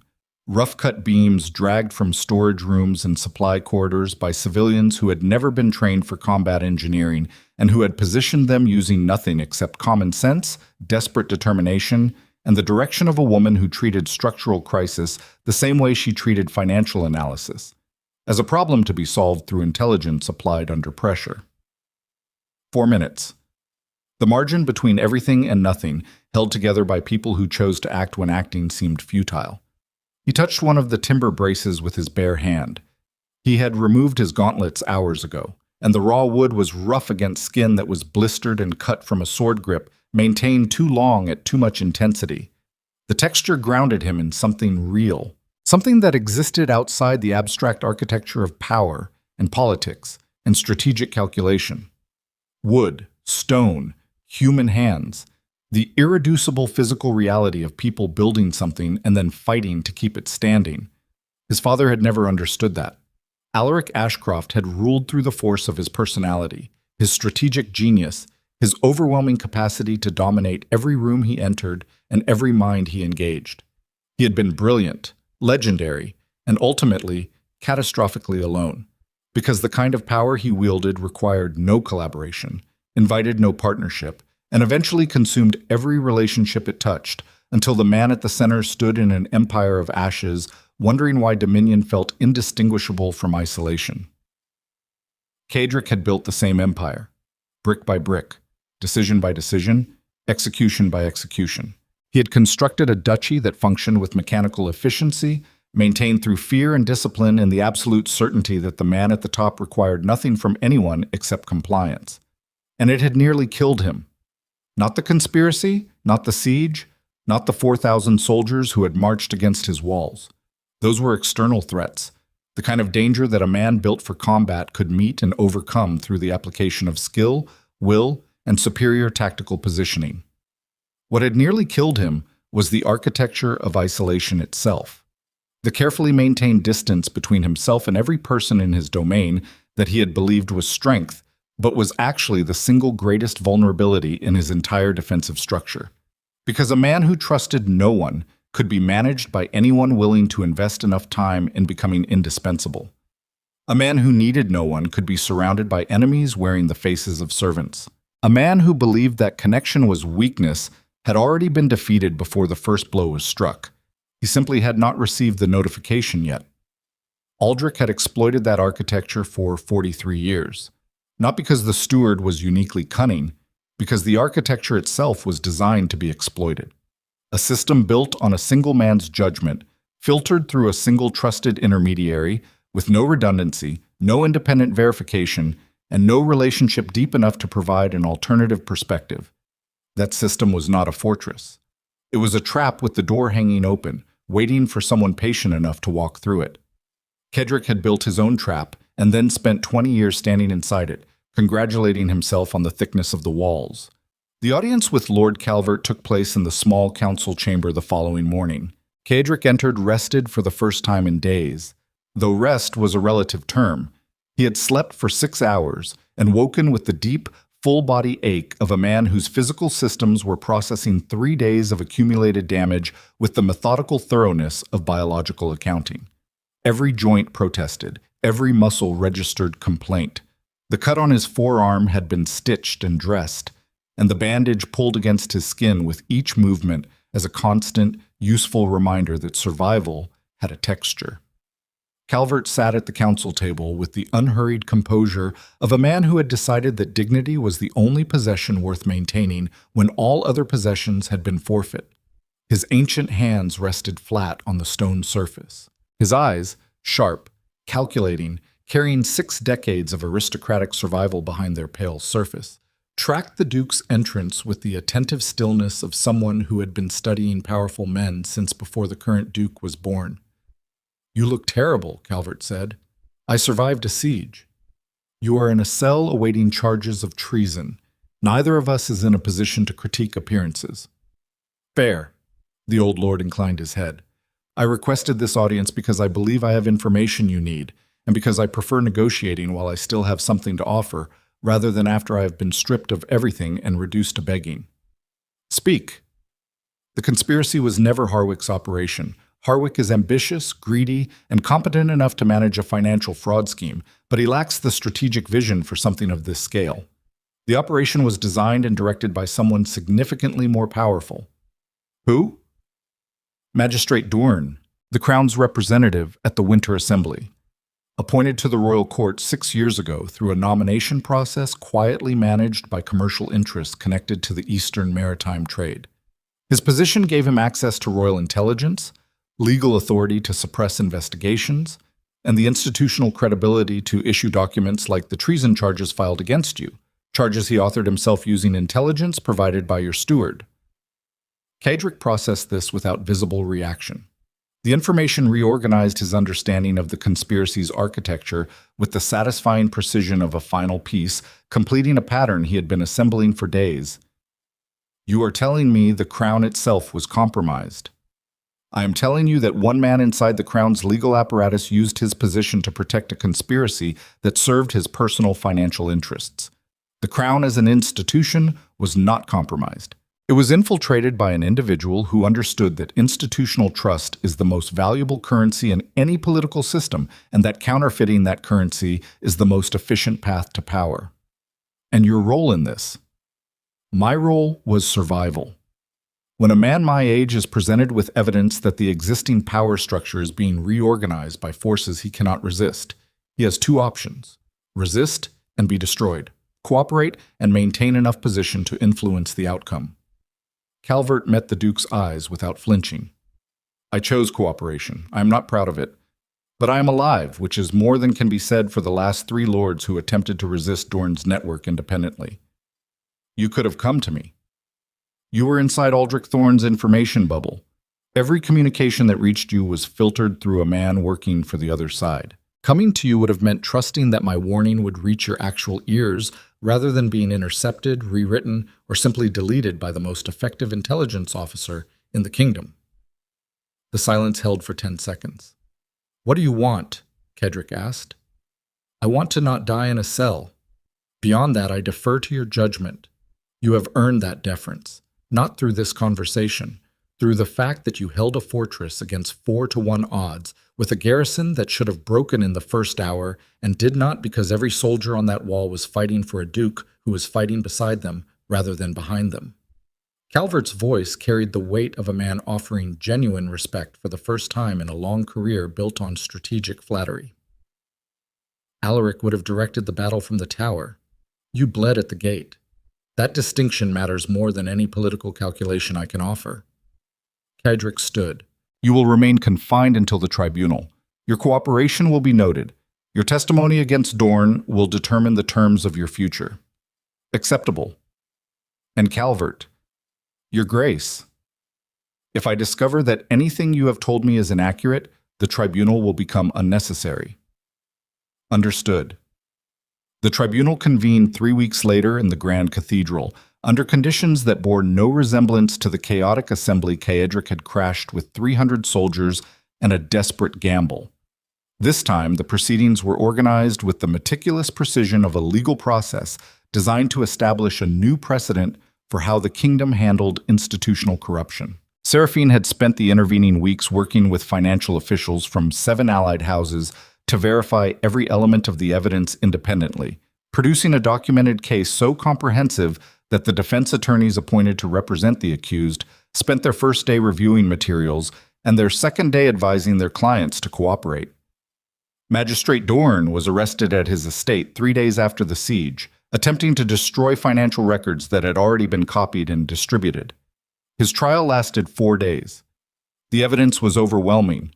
The verdict was unanimous.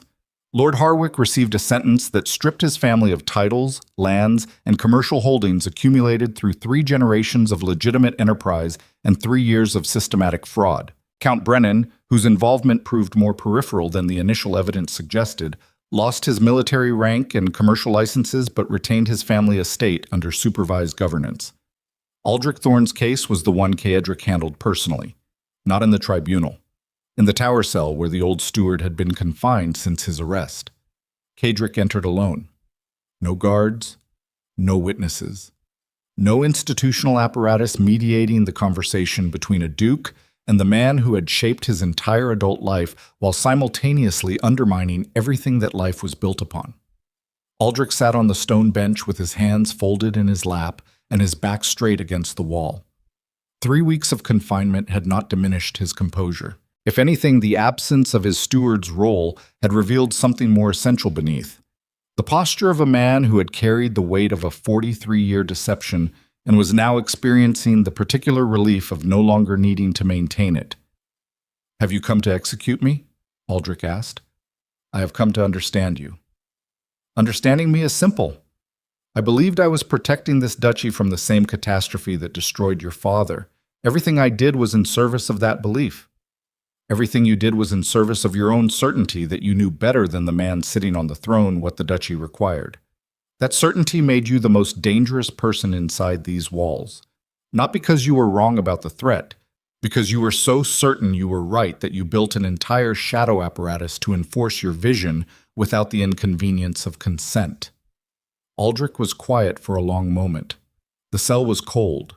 The only light came from a narrow window slit that admitted a thin blade of winter afternoon. "Yes," he said finally, "that is accurate. You will stand trial. The evidence supports a sentence of permanent exile rather than execution. Your 43 years of legitimate service will be weighed against your betrayal. I expect the tribunal will find that the balance favors survival. And you? What does the Duke's judgment favor?" Kedrick looked at the man who had taught him how to manage a household, how to read intelligence reports, how to detect deception in others. The bitter irony of that last lesson landing with its full weight for the first time. "My judgment says that destroying you would be easier than understanding what your betrayal teaches me about my own failures. And the easier path is usually the one that leads to becoming the kind of ruler I no longer want to be." He paused. "You will live. You will leave this duchy and never return. And you will carry the knowledge that the man you tried to control survived, because he found something you spent 43 years preventing him from finding. The woman. The partnership. Which is something you could never have understood, because your entire worldview was built on the assumption that one person, you, could manage the fate of an entire institution through superior judgment and unilateral control. That assumption made you effective. It also made you exactly the same as every tyrant you claimed to be protecting this duchy against. He left the cell without waiting for a response. Some conversations required a final word. This one required silence. The specific, permanent silence of a door closing on a relationship that had shaped everything Kaedric was and everything he had almost become. The months that followed reshaped Blackthorn Keep in ways that extended far beyond structural repairs and political reorganization. Kaedric dismantled the intelligence architecture that had allowed Aldrich's shadow operation to function undetected. Information channels were diversified. Advisory positions were filled through a merit-based process that Seraphine designed and implemented, replacing the inherited appointment system that had concentrated power in the hands of individuals whose loyalty was assumed rather than verified. Military commanders earned rank through demonstrated competence. Estate governors answered to oversight councils rather than individual patrons. The duchy did not become soft. Kaedric's reputation as a ruler who dealt with threats decisively and permanently remained intact because the reputation was accurate. But the machinery of governance that supported that reputation evolved from a system designed around a single man's judgment to a structure that distributed authority, invited scrutiny, and treated transparency as a defensive mechanism rather than a vulnerability. Seraphine became the Duchess of Blackthorn through a ceremony that contained none of the political spectacle the aristocracy expected and all of the substance that the duchy required.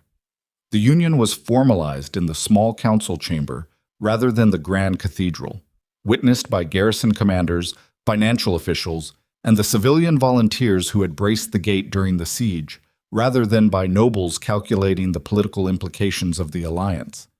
She did not become an ornament of the court. She became its architect. The advisory council she established gave voice to populations that had historically been excluded from governance: tenant farmers, trade workers, military families whose concerns had previously been filtered through aristocratic intermediaries with conflicting interests.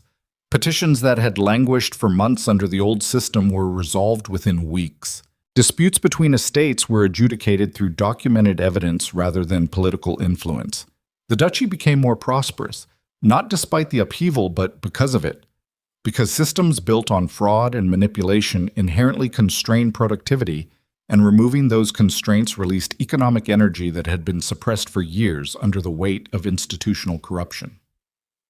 One evening, in the quiet months after the tribunal, Kaedric stood with Seraphine on the eastern wall where they had watched the enemy campfires together on the night before the siege. The landscape below was transformed. The battlefield scars had been absorbed by winter snowfall and spring growth, and the valley showed no visible evidence that 4,000 soldiers had once filled it with the machinery of destruction. Villages glowed with lantern light. Trade caravans moved along roads that were now patrolled by garrison units, answering to commanders whose loyalty had been earned rather than purchased.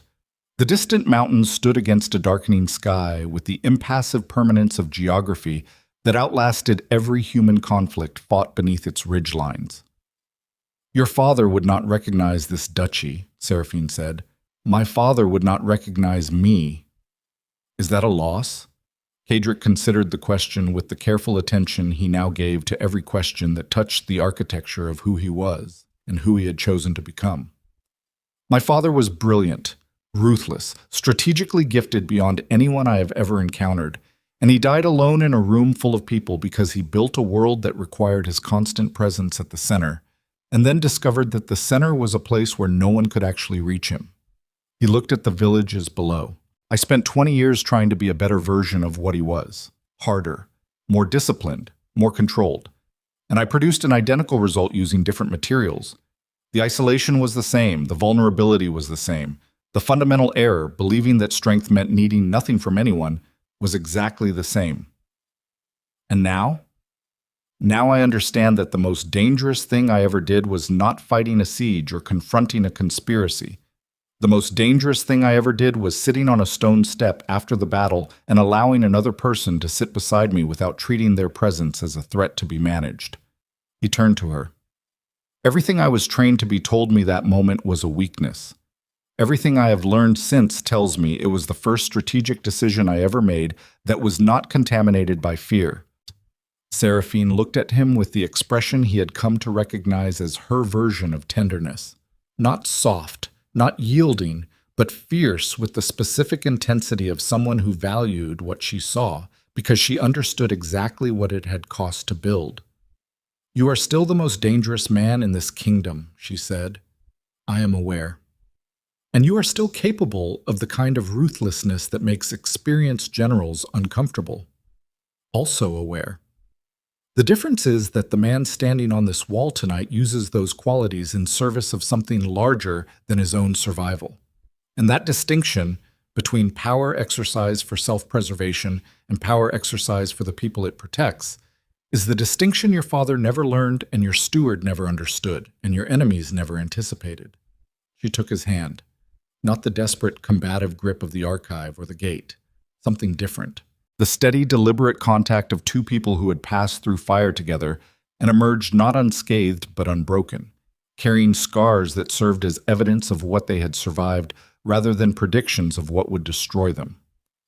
Below the wall, Blackthorn Keep settled into the rhythms of an evening that looked nothing like the evenings that had preceded the crisis.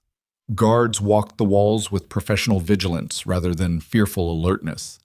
Household staff moved through corridors managed by a steward whose appointment had been reviewed and approved by an oversight council rather than inherited through decades of unchallenged tenure. Lights burned in the archive where financial officials worked late, maintaining the transparent accounting systems that made shadow operations structurally impossible rather than merely unlikely. The duchy breathed, not with the tense, compressed respiration of a system maintained through fear and the constant threat of consequences, with the deep, steady breathing of something alive, something built by human hands and sustained by human choices and capable of surviving the inevitable failures of the humans responsible for its continuation, because the structure no longer depended on the perfection of any single individual. Cadric Ashcroft, the Iron Duke of Blackthorn Keep, stood on the wall of his fortress beside the woman who had walked through his gates carrying nothing except intelligence, conviction, and the unfinished mission of a father who had been destroyed for telling the truth. He had entered this story believing that power meant possession, that strength meant isolation, that the capacity to stand alone against every threat was the highest achievement a ruler could attain. He had been wrong. The highest achievement was not standing alone. It was building something strong enough to survive the moment you stopped pretending that alone was enough. The winter sky darkened above Blackthorn Keep.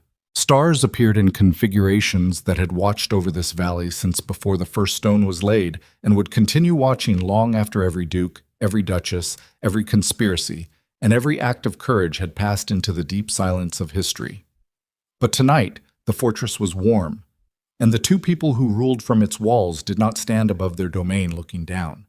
They stood within it, part of the structure they had nearly died to protect, inseparable from the stone.